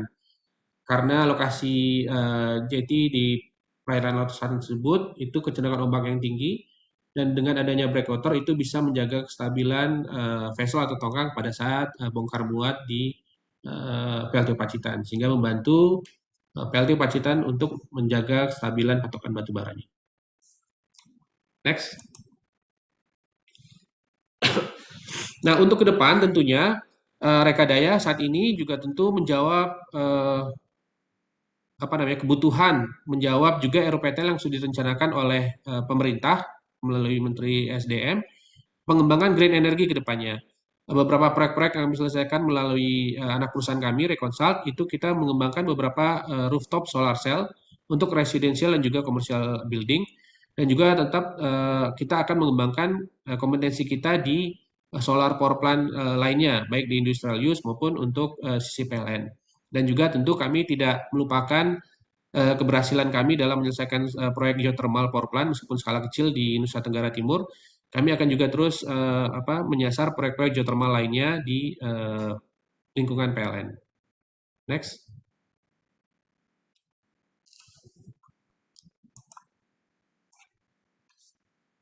Oke, nah ini grand strategi kami untuk ke depan sampai tahun 2025. Tentu tadi seperti Pak Haji sampaikan juga PLN itu dalam RPTL-nya itu mungkin sudah tidak ada lagi pengembangan PLTU ke depan. Tentunya Rekadaya juga dalam pengembangan kompetensinya, pengembangan tadi misalnya best practice EPC-nya, pengembangan engineering capability-nya, tentu kami akan switch juga ke market-market yang akan tersedia di kedepannya. Itu di sisi renewable energy tentunya. Apakah juga kami juga akan mengembangkan mungkin proyek hybrid antara PLTD dengan PLTS misalnya. Dan juga tentu kami tetap tidak melupakan bahwa memang salah satu tugas inti Rekadaya ini ketika didirikan adalah pengembangan tentunya lokal konten. Tentu dalam hal ini kami juga tetap menjadi agen dari, dalam hal ini bukan agen, maksudnya dalam pendorong dalam pengembangan teknologi-teknologi dalam negeri dan teknologi-teknologi industri manufacture lokal sehingga bisa membantu mempercepat juga pertumbuhan ekonomi Indonesia. Tentunya itu akan kami lakukan terus-menerus, switching dari engineering kompetensi yang PLTU batubara yang sudah kami lakukan beberapa proyek, tentu akan kami switch dengan kompetensi di bidang renewable energy ke depannya untuk menjawab pengembangan RUPTL. Dan juga dalam menjawab kebutuhan PLN, kami juga tadi akan bekerja sama dan berkolaborasi erat dengan PJB dan PJB Group dan anak perusahaan lainnya, itu dalam pengembangan EPC finance, dalam menjawab solusi penyedia apakah proyek gardu induk, apakah proyek transisi maupun proyek-proyek pembangkit lainnya melalui EPC finance. Next. Nah, ini beberapa awards yang sudah Rekadaya dapatkan sampai dengan saat ini, beberapa awards mulai dari proyek-proyek yang kita selesaikan maupun juga dari institusi lainnya. Mungkin itu dari saya, Pak Iwan, yang bisa kami sampaikan dari sisi perspektif EPC. Memang tadi kami menjaga tetap mengandalkan kaidah PMBOK dalam penyusunan project execution plan di setiap project yang kami kerjakan, dan juga tentu menjaga tadi ya tetap on quality, on budget, dan juga on time dalam setiap proyek yang Rekadaya kerjakan. Demikian dari saya, Pak Iwan. Terima kasih. Wassalamualaikum warahmatullahi wabarakatuh. Waalaikumsalam warahmatullahi wabarakatuh. Terima kasih Pak Vernon, pemaparan yang sangat menarik sekali. Tentu ini juga barangkali membuka informasi untuk khalayak bahwa ada satu di antara perusahaan EPC nasional yaitu PT Rekadaya Eltika yang didirikan sejak awal dengan komitmen untuk memaksimalkan kandungan dalam negeri dari mulai engineer-nya termasuk kemudian pemilihan material dan juga pelaksanaannya. Nah, Rekadaya Eltika punya pengalaman yang panjang, sudah menyelesaikan berbagai macam jenis pembangkit listrik dan juga transmisi serta gardu induk. Tadi dipaparkan belasan proyek ya, atau mungkin puluhan lebih tepatnya karena tadi hanya sebagian highlight saja. Dan ada beberapa highlight proyek yang mungkin ini dijadikan success story bagi Rekadaya, bagaimana Rekadaya menyelesaikan beberapa proyek dengan kondisi yang lebih cepat dari schedule yang ditetapkan oleh pemberi kerja, dan juga bisa menyelesaikan proyek-proyek yang dianggap sebelumnya terkendala. Sama dengan materi yang disampaikan Pak Haji, tentu saya yakin ini semua akan mengundang tanya dari para audiens, dan kita tentu akan masuk ke segmen tersebut. Baik, masuklah kita pada segmen yang barangkali ditunggu-tunggu, yaitu bagaimana kita bisa mengelaborasi lebih jauh, menggali lebih jauh apa yang sudah dipaparkan. Dan sebelum kita mempersilahkan para audiens menyampaikan pertanyaan, mohon izin Pak Haji dan Pak Vernon, saya sebagai moderator boleh untuk menyampaikan pertanyaan terlebih dahulu ya. Baik, untuk Pak Haji, dari pemaparan yang Bapak sampaikan terkait best practice di EPC, Pak, melihat RUPTL terbaru, kami menjumpai bahwa dalam RUPTL tersebut PLN menyampaikan rencana penyelesaian beberapa proyek terkendala, terutama pembangkit dalam hal ini, bahwa skenario-nya adalah ada pembangkit yang tetap dilanjutkan untuk di FTP 1 FTP 2, Pak ya. Ada juga pembangkit yang diganti menjadi jenis pembangkit lain atau pembangkit diganti menjadi gardu induk, dan ada juga yang diterminasi. Nah, pertanyaan untuk Pak Aji, meskipun barangkali proyeknya tidak ada di wilayahnya Bapak, Pak ya, tapi barangkali secara umum, bagaimana rencana PLN untuk memastikan bahwa proyek-proyek terkendala ini bisa dilaksanakan sesuai dengan yang diharapkan, terutama dari sudut pandang atau tinjauan dua hal, Pak. Pertama, perencanaannya itu sendiri. Yang kedua, dari sisi EPC-nya yang sedang kita bahas ini, Pak. Silakan, Pak Haji. Ya, makasih Mas Iwan. Jadi kita kembali ke apa tadi, proyek terkendala ya. Kalau proyek terkendala, kita saat ini kita sedang ini apa, assess lagi, assessment berapa sih biaya untuk menyelesaikan proyek terkendala itu. Tentu saja kita juga berkoordinasi dengan sistem maupun dengan dasar masih ada di RUPTL ya. Jadi kita akses lagi kira-kira berapa sih biaya penyelesaian. Dari biaya penyelesaian itu nanti tentu saja kita akan cari apa itu vendor yang bisa menyelesaikan. Tentu saja vendor-vendor yang memiliki kualifikasi untuk menyelesaikan terutama ini kan beberapa yang terkendala itu kan terutama PLTU yang kecil, baik yang 2x3, 4x6 atau apa ya. Nah itu apakah masih kalau misalkan kita lanjutkan masih memiliki biaya pokok produksinya masih masuk dari sisi tentu saja tidak melebihi dari batas harga yang ditetapkan dari kementerian ya Mas ya. Itu satu. Tentu saja nanti ini kan ada beberapa yang sudah selesai, ada beberapa yang diterminasi, ada beberapa yang terminasi kemudian kita ganti dengan yang lain ya. Dengan yang lain itu misalkan yang sudah terjadi, misalkan kita punya PLTU di Kuala Kembuang, kemudian diterminasi, kemudian diganti dengan GI atau apa. Termasuk juga yang ada di Kalimantan seperti itu. Tapi kalau kita yang terkendala di tempat di MKJ itu ada di Atambua, kemudian ada di Alor, ada juga di Rote ya. Jadi ada dua hal. Untuk yang misalkan di Rote kita tentu saja dulu masalah yang dengan kontraktor sebelumnya, kemudian kita akses kira-kira berapa sih untuk melanjutkan, kemudian nanti baru kita putuskan untuk melanjutkannya. Itu secara umum seperti itu sih. Ya, baik kalau di Mega Project sendiri kita memang ada tempat yang kita akses berapa sih nilai penyelesaiannya. Tapi kalau di sisi yang di MKJ tempat saya baru kita akses, nanti baru kemudian kita putuskan untuk yang di Atambua maupun di Alor. Kan berjalan tapi masih ya teman-teman Rekadaya yang menyelesaikan ya. Kemudian ada juga yang yang di Sorong pindah ke Timika pindah ke Sorong itu sama teman-teman Rekadaya. Jadi dari Rekadaya yang mereka lakukan, mereka tentu saja mengadakan EPC ME yang bisa menyelesaikan pekerjaan itu. Itu secara umum seperti itu. Baik, kalau untuk sisi pelaksananya Pak, dari EPC kontraktornya apakah ada ekspektasi atau requirement khusus dari PLN harus seperti apa melihat dari katakanlah sebelumnya gitu Pak, sehingga proyek itu sedikit banyak berkontribusi menjadi terkendala gitu. Yeah. Jadi kita punya pengalaman, ada beberapa yang di Kalimantan itu ada di Ketapang, kemudian ada juga di Sintang. Ketapang itu kan Wijaya Karya ya, Sintang itu Adikarya. Wika menyelesaikan waktu itu memang dengan subkon dari China ya.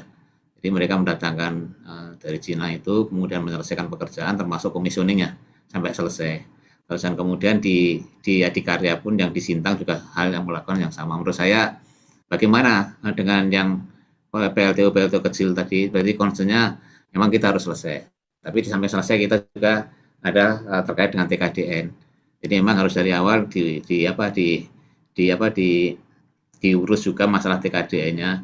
Misalkan asumsinya kan waktu kecil-kecil itu kan ada beberapa pabrikan, terutama boiler itu ada di Surabaya dan lain sebagainya. Sementara sekarang kondisinya sudah nggak ada.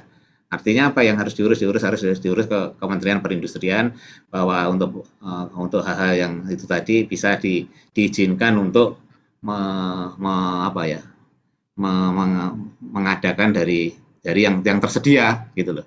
Nah, sekarang kalau di lokalnya tidak tersedia kan mau nggak mau kan harus ada jalan keluarnya kan.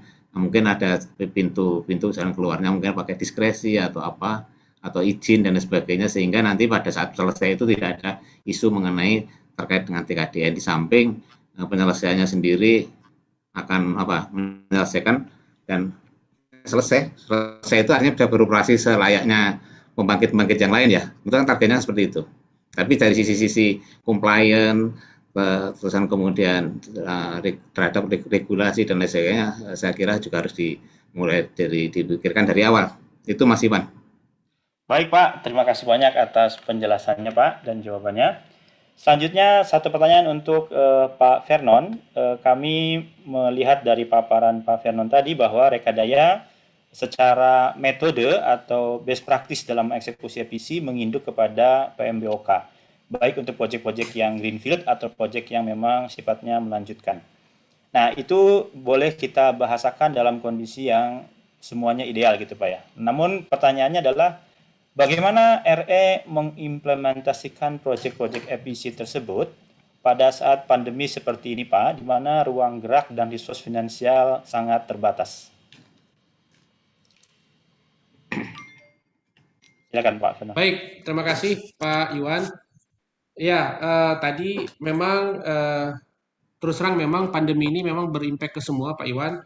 Beberapa proyek-proyek RE pun akhirnya tentunya mengalami beberapa hambatan dalam pandemi. Misalnya tadi proyek-proyek kita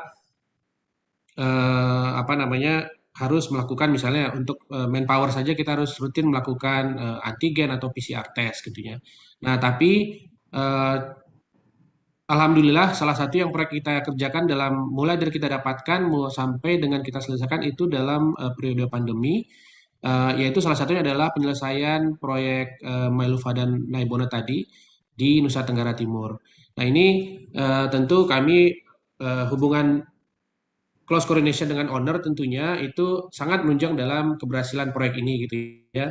Dan juga basic communication kami yang baik dengan subcontractor, dengan vendors maupun juga penyedia lainnya seperti forwarder ketika misalnya kami terkendala PPKM, sehingga kami harus mencari beberapa alternatif lain untuk mengirimkan barang-barang dari Surabaya ke Nusa Tenggara Timur gitu.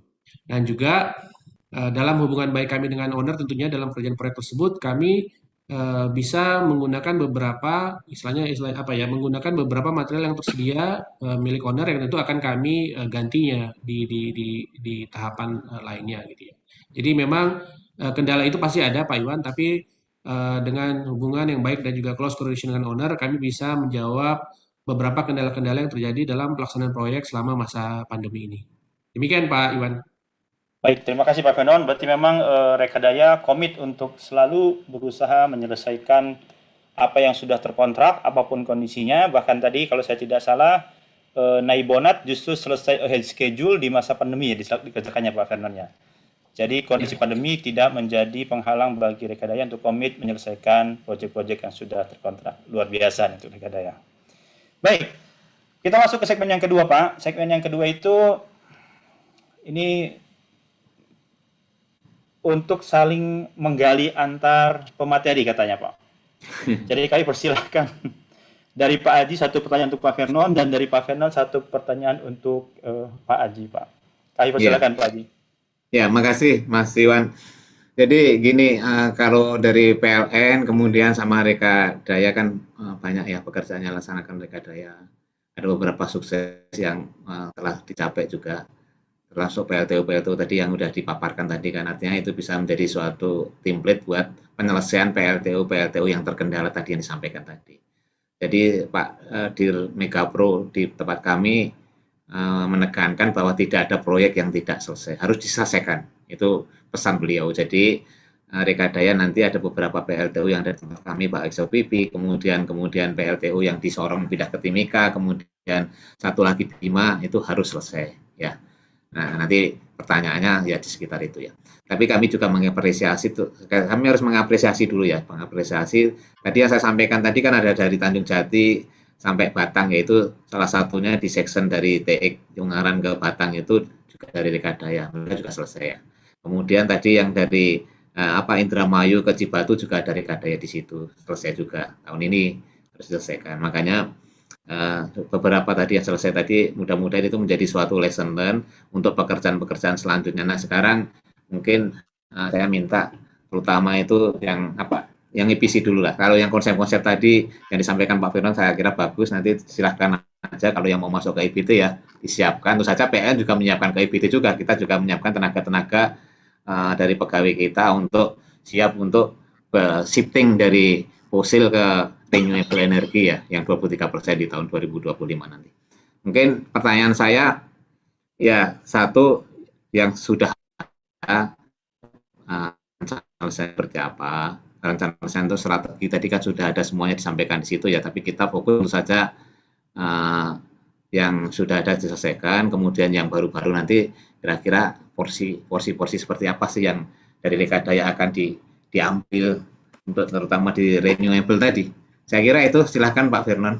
Kita ngobrol-ngobrol aja ya. Ya, baik Pak Haji, terima kasih tentunya. Terima kasih atas pertanyaannya Pak Haji. Memang tadi komitmen kami tentu sejalan juga dengan komitmen dari Dir Megapro dan juga tentunya dari Pak Haji dan juga PLN sendiri, bahwa tidak ada proyek yang tidak selesai Pak Haji ya. Dan memang mungkin dengan segala keterbatasan dan juga mungkin dengan segala hambatan yang kami alami, tentu yang perlu kami pikirkan adalah bagaimana proyek tersebut selesai dan juga berfungsi dan juga menjadi solusi bagi PLN. Jika memang ada kendala seperti mungkin kendala resource, kendala pendanaan, tentu kami akan mengerjakan beberapa atau memilih prioritas dari proyek-proyek, bagian dari subsistem proyek yang akan kami kerjakan. Misalnya dengan kendala keterbatasan budget misalnya, tentu kami akan memprioritaskan penyelesaian main system yang bisa menghasilkan listrik terlebih dahulu tentunya. Mungkin tetap nanti infrastrukturnya akan tetap kami bangun, tapi yang penting adalah pembangkit ini bisa beroperasi dan juga bisa menghasilkan listrik buat PLN. Itu juga sering kami lakukan di beberapa pembangkit kami, seperti misalnya di ND waktu itu kami memprioritaskan pengerjaan dari main fasilitasnya dan dari power blocknya ya terutama gitu ya. Itu Pak Haji, tentu dengan segala keterbatasan tadi, dengan kendala resource, kami berkomitmen tetap menyelesaikan proyek dan yang paling penting adalah bagaimana proyek itu menjadi solusi bagi PLN tentunya ya. Jadi apakah mungkin landscape-nya kami letakkan di belakang, tapi yang penting adalah bagaimana pembangkit itu bisa beroperasi dengan baik. Nah, untuk EBT kedepannya tadi tentu Pak, kami bekerja sama dengan holding kami, dalam hal ini mungkin PJB. Kami akan menyasar proyek-proyek PLTS tentunya yang sangat banyak, dan karena memang portofolio kami sudah ada Pak di geothermal, kami mohon jika ada kepercayaan dari PLN untuk mengembangkan lebih lanjut proyek-proyek geothermal ini. Meskipun mungkin tidak masif pembangkit PLTS ataupun hydro lainnya, tapi portofolio Rekadaya dalam penyelesaian.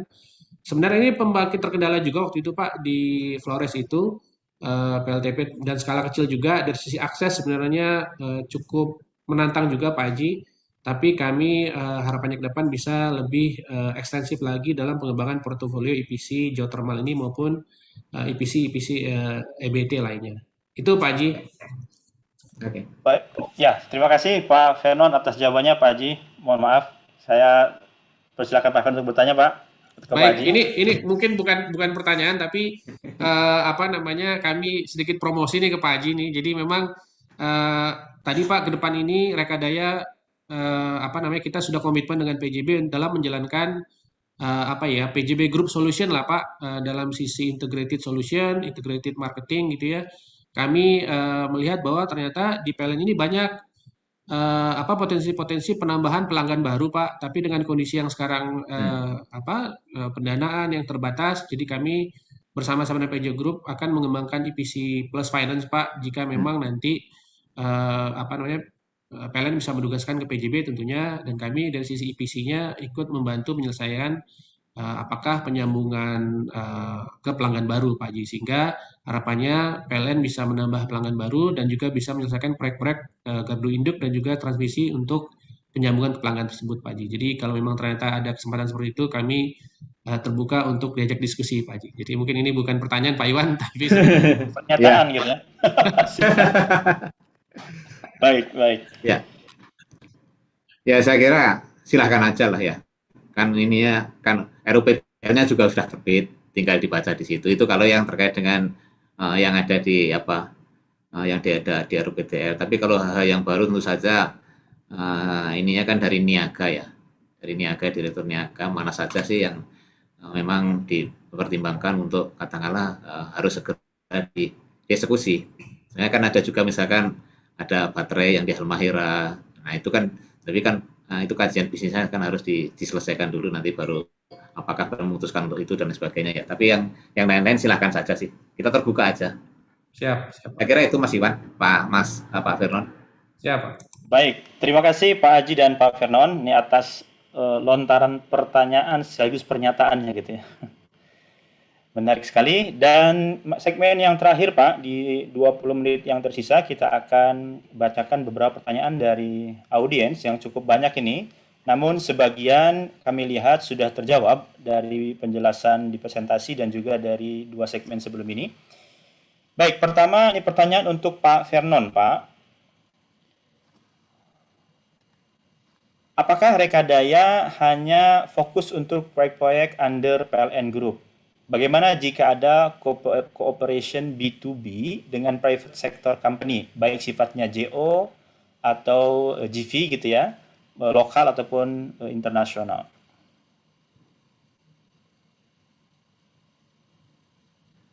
Langsung dijawab ya Pak Iwan. Silakan Pak Vernon. Ya, terima kasih dari yang menanyakan tadi. Saya belum lihat tadi ininya. Pak Wahyu nih yang bertanya, Pak Wahyu. Ya, terima kasih Pak Yu atas pertanyaan. Tentu kami terbuka Pak. Jadi memang saat ini memang tidak bisa dipungkiri bahwa memang PLN selaku salah satu yang penyedia kelistrikan di Indonesia, tentu proyeknya kami memang banyak masih di PLN Pak, di PLN Group tentunya. Tapi kami tentu tetap terbuka bagi private sector lainnya. Dan bahkan tadi potensi kedepannya adalah bahkan di sisi private sector itu, ketika mereka dalam pengembangan apakah smelter, apakah yang lain-lain, itu kan tadi mereka membutuhkan penyambungan dari sisi PLN. Tapi PLN juga mengalami keterbatasan, mungkin hanya di sisi gardu induk di sisi PLN-nya saja. Nah, kami juga bisa menyelesaikan beberapa proyek-proyek di sisi private sector tersebut. Jadi tentu baik di di private sector atau mungkin GV dan juga konsorsium, kami sangat terbuka dalam proyek-proyek lainnya. Itu mungkin Pak Iwan. Baik, terima kasih Pak Vernon. Selanjutnya ini ada pertanyaan dari Pak Faris PJB, tapi saya kira ini bisa diajukan ke Pak Vernon dan juga ke Pak Haji sekaligus ini ya. Jadi pertanyaannya adalah apakah memungkinkan menggunakan turbin uap bekas PLTU batubara atau lainnya yang di masa depan mungkin tidak terpakai lagi akibat pengurangan emisi gas karbon sesuai Paris Agreement. Artinya pemanfaatan aset-aset existing PLN yang secara teknis masih produktif Pak, masih bisa lifetime-nya panjang secara teknis gitu ya. Tetapi karena komitmen Indonesia dan tentu dalam hal ini tindak lanjut oleh PLN di sektor ketenagalistrikan adalah mengurangi penggunaan PLTU batubara. Kira-kira bagaimana Pak Haji dan Pak Vernon, apakah bisa memberikan insight-nya terkait pemanfaatan atau aset pembangkit yang masih umur teknisnya masih baik gitu? Ya Mas Iwan, saya kira kan ya memang kalau di Indonesia kan di 2060 ya yang targetnya CO itu ya, CO2 itu, terusan kalau di Eropa 2050-an. Terus saja kita kan ada transisi ya, pemanfaatan kalau kita untuk yang ke arah pemenuhan EBT kan dengan co-firing ya, memanfaatkan co-firing itu. Tapi kalau untuk hal yang lebih dari itu tentu saja nanti saya kira akan ada teknologi-teknologi untuk meng-capture yang di keluaran dari PLTU. Toh PLTU-nya juga tidak hanya di Indonesia aja kan, di luar negeri juga masih beroperasi. Kecuali mungkin beberapa di Eropa kemarin akhirnya kan balik juga ke ada juga yang menggunakan lagi sehingga akhirnya malah harga batubaranya tinggi sekali. Nah itu mungkin ini kan masalah apa ya, suatu disturban yang akan mencapai suatu titik keseimbangan. Tentu saja seperti baterai, kemudian solar panel kan juga harganya makin lama juga makin ini kan, makin ekonomis kan. Tentu saja di sisi yang sudah beroperasi ini tentu saja nanti akan ada tentunya teknologi untuk meng-capture itu sehingga juga bisa beroperasi, tidak langsung ditutup ya. Atau juga kalaupun besar sebesar apa sih dibandingkan katakanlah yang beroperasi dengan kendaraan-kendaraan yang di jalanan itu kan lebih banyak lagi. Mungkin itu nanti akan cari titik keseimbangan. Tapi kalau untuk model sekarang kan bukan model sekarang. Kalau saat ini yang dilakukan adalah kita dengan co-firing dengan biomass itu ya. Itu untuk renewable-nya. Tapi kalau untuk meng-capture gasnya sendiri tentu nanti akan ada teknologinya mungkin akan berkembang juga ke situ. Itu sih pandangan saya secara umum aja sih. Mungkin Pak Firman punya pendapat lain silahkan. Baik, terima kasih.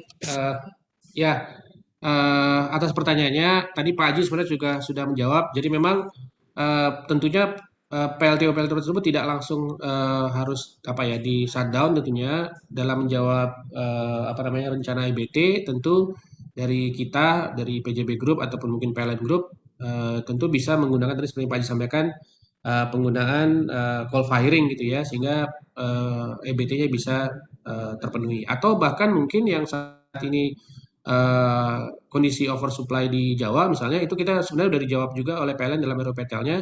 Ada rencana-rencana relokasi beberapa pembangkit PLTGU yang sudah ada di PJB maupun Indonesia Power untuk ke luar Jawa. Ada beberapa proyek ya, seperti kalau di PJB itu ada Muara Tawar Blok 1, Muara Tawar Blok 5, dan juga di Gresik yang ada direncanakan untuk relokasi. Tentu relokasi di beberapa proyek yang memang di beberapa tempat yang membutuhkan listrik PLN. Nah, kemudian apakah seandainya memang beberapa skenario tersebut tidak jalan dan apakah bisa digunakan untuk lainnya? Kalau tidak salah juga sebenarnya turbin-turbin skala kecil terutama ya, memang skala kecil di geothermal itu memang kita harus bisa melihat juga kondisi material dan kondisi uap di field geothermal tentu ya. Tapi di proyek kami yang di Ulumbu itu sebenarnya kalau tidak salah memang itu turbinnya back pressure memang, dan waktu itu sebenarnya digunakan untuk rencananya adalah untuk bukan dedicated, kalau salah bukan dedicated untuk geothermal waktu itu, tapi melalui perubahan modifikasi itu akhirnya digunakan di proyek PLTP Ulumbu. Jadi sebenarnya dengan kondisi material yang mungkin bisa kita cek lagi, itu sebenarnya bisa difungsionalkan untuk beberapa proyek geothermal. Demikian Pak Iwan. Baik, berarti ada harapan dan solusi ya. Pertama terkait perencanaan untuk green energy atau pengurangan emisi gas karbon. Walau bagaimanapun seperti Pak Haji sampaikan, ini kan sangat dinamis, akan ada kesetimbangan baru yang akan kita hadapi ke depan. Tetapi dalam kondisi sesuai perencanaan, maka juga masih ada solusi untuk pemanfaatan turbin-turbin yang harus decommissioning itu bisa kita gunakan untuk aplikasi di beberapa geothermal apabila secara spesifikasi dan kondisinya memang memungkinkan. Dia tetap sesuai dengan renewable energy-nya gitu ya. Baik, pertanyaan berikutnya. Nah, ini karena saya yakin bahwa audiensnya juga majemuk, tidak semuanya dari kalangan praktisi atau industri, ada juga saya kira dari mahasiswa yang tertarik dan terinspirasi dengan presentasi Pak Vernon barangkali ini. Pertanyaannya adalah jika kita ingin terjun dari Pak Johnson Situmorang, jika kita ingin terjun ke dalam industri EPC khususnya pembangkit, hal apa yang harus disiapkan sebagai engineer mengingat pembangkit itu banyak jenisnya? Silakan Pak Vernon. Karena tadi Bapak menginspirasi dengan menyebutkan bahwa engineer Rekadaya itu semuanya dari lulusan universitas lokal gitu ya, nasional. Baik, terima kasih Pak Iwan. Jawabannya sebenarnya sebenarnya simpel juga. Memang yang paling penting adalah spirit untuk kolaborasi dan kerjasama. Karena memang tadi benar juga bahwa setiap proyek itu tentu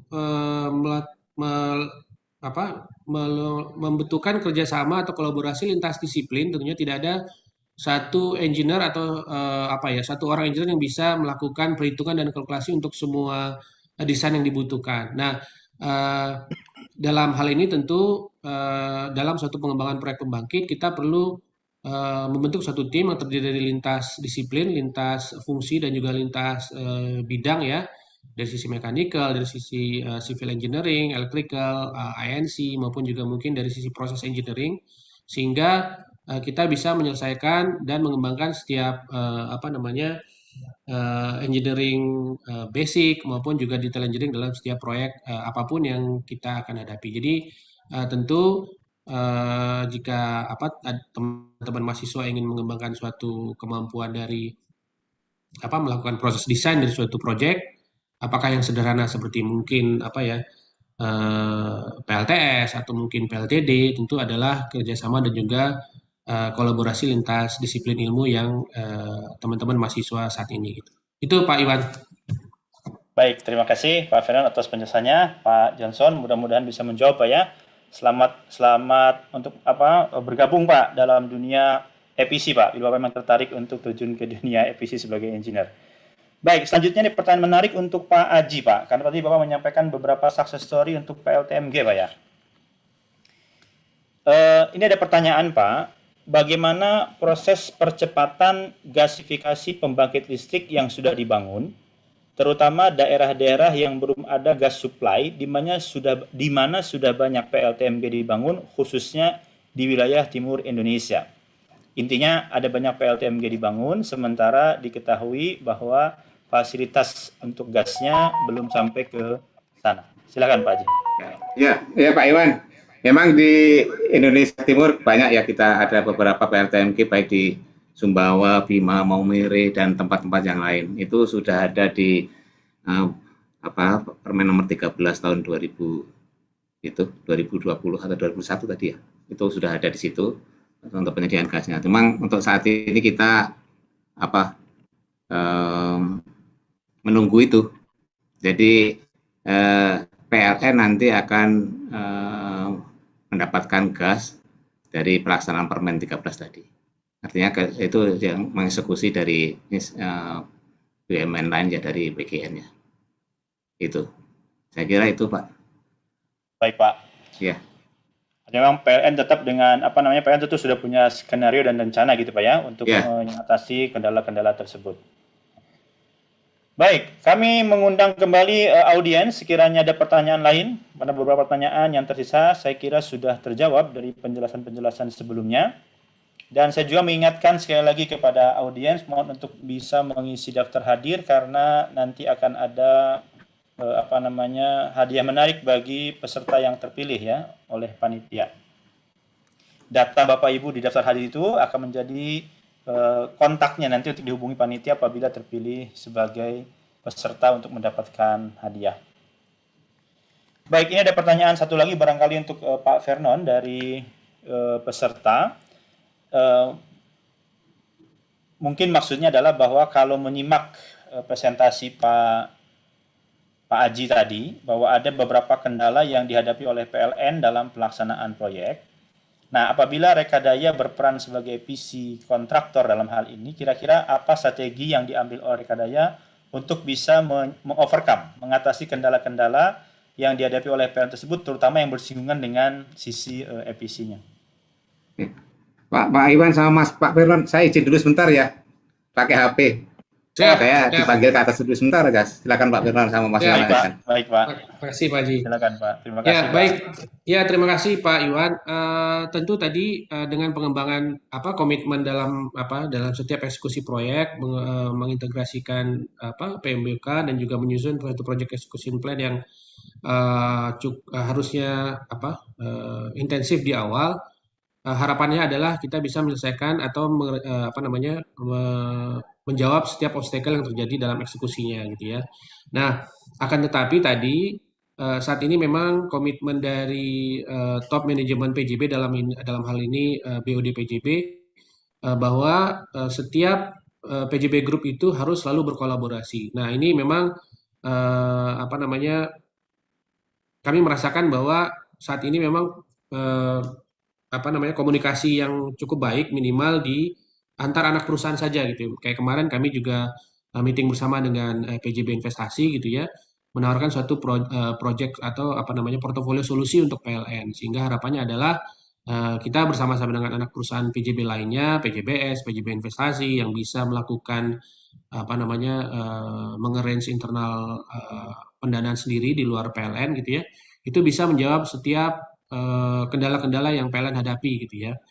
Nah, misalnya untuk tadi pendanaan dari sisi PJB Investasi, dari pekerjaan konstruksi ada RE, dan dari pekerjaan misalnya MRO maupun apa namanya, pembelian pembangkit ada PJBS, maupun penyediaan spare part adalah PLN SC. Nah, tadi jika ada kendala di PLN itu adalah bagian dari apa ya, peluang bagi PJB Group untuk menjawabnya tentunya. Sehingga harapannya integrasi apa dan kolaborasi antara PJB Group ini bisa menjawab semua hal-hal yang dibutuhkan oleh PLN. Itu Pak Iwan. Baik, terima kasih Pak Vernon. Luar biasa memang Rekadaya tetap berkomitmen untuk bisa memberikan yang terbaik pada apa yang sudah menjadi apa namanya, komitmen Rekadaya dengan klien ya. Apabila sudah terkontak suatu pekerjaan, maka apapun situasinya Rekadaya akan berusaha mencari solusi, bermanuver untuk bisa menyelesaikan pekerjaan dan memenuhi apa yang diharapkan oleh pemberi kerja. Termasuk dalam hal ini apa yang dihadapi oleh PLN apabila PLN kemudian mengharapkan Rekadaya bisa terlibat aktif memberikan solusi atas kendala yang dihadapi. Baik, ada pertanyaan berikutnya. Mungkin satu pertanyaan terakhir ini ya, mohon maaf karena walau bagaimanapun waktulah yang membatasi perjumpaan kita. Ini pertanyaan terakhir barangkali untuk Pak Vernon dan juga untuk semua pemateri ya. Dari Pak Wahyu kembali. Untuk Pak Vernon, preferensi renewable energy yang menjadi prioritas di sektor green energy atau clean energy, ini mungkin yang akan disasar Rekadaya barangkali ya, bukan oleh PLN. Lebih ke arah mana Pak Vernon? Apakah PLTS, PLTMH, PLTB, atau PLTG? Baik, terima kasih Pak Iwan. Pak Wahyu pertanyaannya, tentu ya kita bisa melihat memang di perencanaan PLN ke depan itu seperti apa. Itu yang juga salah satu hal yang tentu kami apa ya, istilahnya kami jadikan dasar untuk melakukan pengembangan portofolio. Nah, selain itu memang tadi seperti sudah kami sampaikan, Rekadaya ini sudah memiliki beberapa portofolio EPC pembangkit dari sisi EPC geothermal, kemudian di sisi hydro di apa namanya, di Pravi, dan juga beberapa pembangkit-pembangkit lainnya, sehingga itu juga menjadi dasar kami dalam mengalign gitu kompetensi kami yang sudah kami kerjakan, yang sudah kami selesaikan dengan rencana RUPTL ke depan. Nah, tentu jika memang kami potensi-potensi tersebut cukup banyak di RUPTL dan Rekadaya belum memiliki kompetensi di bidang itu, tentunya kami akan melakukan pengembangan atau pengembangan kompetensi tersebut melalui kolaborasi dengan apakah itu manufacturer, apakah itu provider teknologi yang memiliki apa namanya, resource yang Rekadaya tidak miliki dalam menyasar suatu peluang-peluang proyek tersebut. Jadi jika saat ini misalnya Rekadaya belum berpengalaman dalam pengembangan pembangkit listrik tenaga angin misalnya, dan memang kami saat ini juga di Indonesia juga belum banyak proyeknya, tapi ketika misalnya ternyata di rencana PLN ke depan proyek-proyek tersebut cukup banyak, tentu kami dari sekarang akan mengembangkan dan menjalin hubungan yang baik dengan provider teknologi, manufacturer, ataupun misalnya apa namanya, penyedia resource yang lain dalam proyek tersebut. Demikian mungkin Pak Iwan. Baik Pak Vernon, terima kasih Pak. Kita Rekadaya siap ya untuk bisa artinya tidak terbatas pada RNE apa saja yang akan dihadapi, semua peluang akan kita ambil dan kita siap untuk menyelesaikan sesuai komitmen dengan pemberi kerja. Baik, Bapak-Bapak dan Ibu-Ibu peserta seminar Best Practice EPC for Power Plant and Transmission Terima kasih atas kehadiran dan partisipasi Bapak Ibu semua. Walau bagaimanapun tentu ada yang tersisa ingin digali lebih jauh, tapi waktu yang membatasi kita. Namun silaturahmi, keberlangsungan kerjasama tidak berhenti sampai di sini. Bapak Ibu yang menghendaki komunikasi lebih lanjut dengan Rekadaya bisa menghubungi alamat email rekadaya@rekadaya.co.id, atau bisa juga mengunjungi website kami. Di situ ada kontak, nomor telepon, dan juga alamat email dan kontak yang lainnya yang bisa dihubungi. Sekalinya Bapak Ibu ada inquiries untuk disampaikan ke Rekadaya atau ingin menjajaki kerjasama dengan PT Rekadaya Elektrika selaku EPC nasional di ketenaga listrikan. Baik, sekali lagi terima kasih. Secara khusus saya sampaikan kepada Pak Aji dan Pak Vernon selaku pemateri pada kesempatan kali ini. Dan secara istimewa saya sampaikan terima kasih kepada seluruh peserta yang aktif terlibat dalam diskusi, dan juga kepada para peserta yang menyimak dengan sungguh-sungguh dan juga dimanapun berada mengikuti acara ini. Saya kembalikan kepada Bu Anggun sebagai pembawa acara. Sampai di sini saya menemani Bapak Ibu semua. Terakhir, selamat bekerja, selamat berkarya, dan sukses untuk kita semua. Wassalamualaikum warahmatullahi wabarakatuh. Waalaikumsalam warahmatullahi wabarakatuh. Terima kasih Pak Iwan, Pak Haji, Bapak Ibu semua. Baik, Bapak dan Ibu, tak terasa kita telah sampai di penghujung acara. Terima kasih banyak kami sampaikan kepada seluruh narasumber yang telah membagikan ilmunya kepada kita pada pagi hari ini, dan juga kepada moderator yang telah memandu jalannya kegiatan dengan lancar. Semoga apa yang kita dapat hari ini dapat memberikan manfaat bagi kita semua. Dan terima kasih juga kami sampaikan kepada seluruh peserta atas kehadiran dan partisipasinya dalam konferensi kali ini. Panitia akan menghubungi peserta yang beruntung untuk mendapatkan door prize. Kami dari PJB Academy memohon maaf apabila terdapat kekurangan dan ketidaknyamanan selama kegiatan berlangsung. Sekian, kami tutup kegiatan hari ini. Wassalamualaikum warahmatullahi wabarakatuh. Waalaikumsalam warahmatullahi wabarakatuh. Terima kasih semuanya, Mbak Anggun, semuanya. Iwan, Pak Haji, Terima kasih banyak, Pak. Vernon, Ibu makasih. semua. Pak Haji, Pak Venon, Bu Anggun, semua hadirin peserta, hatur nuhun.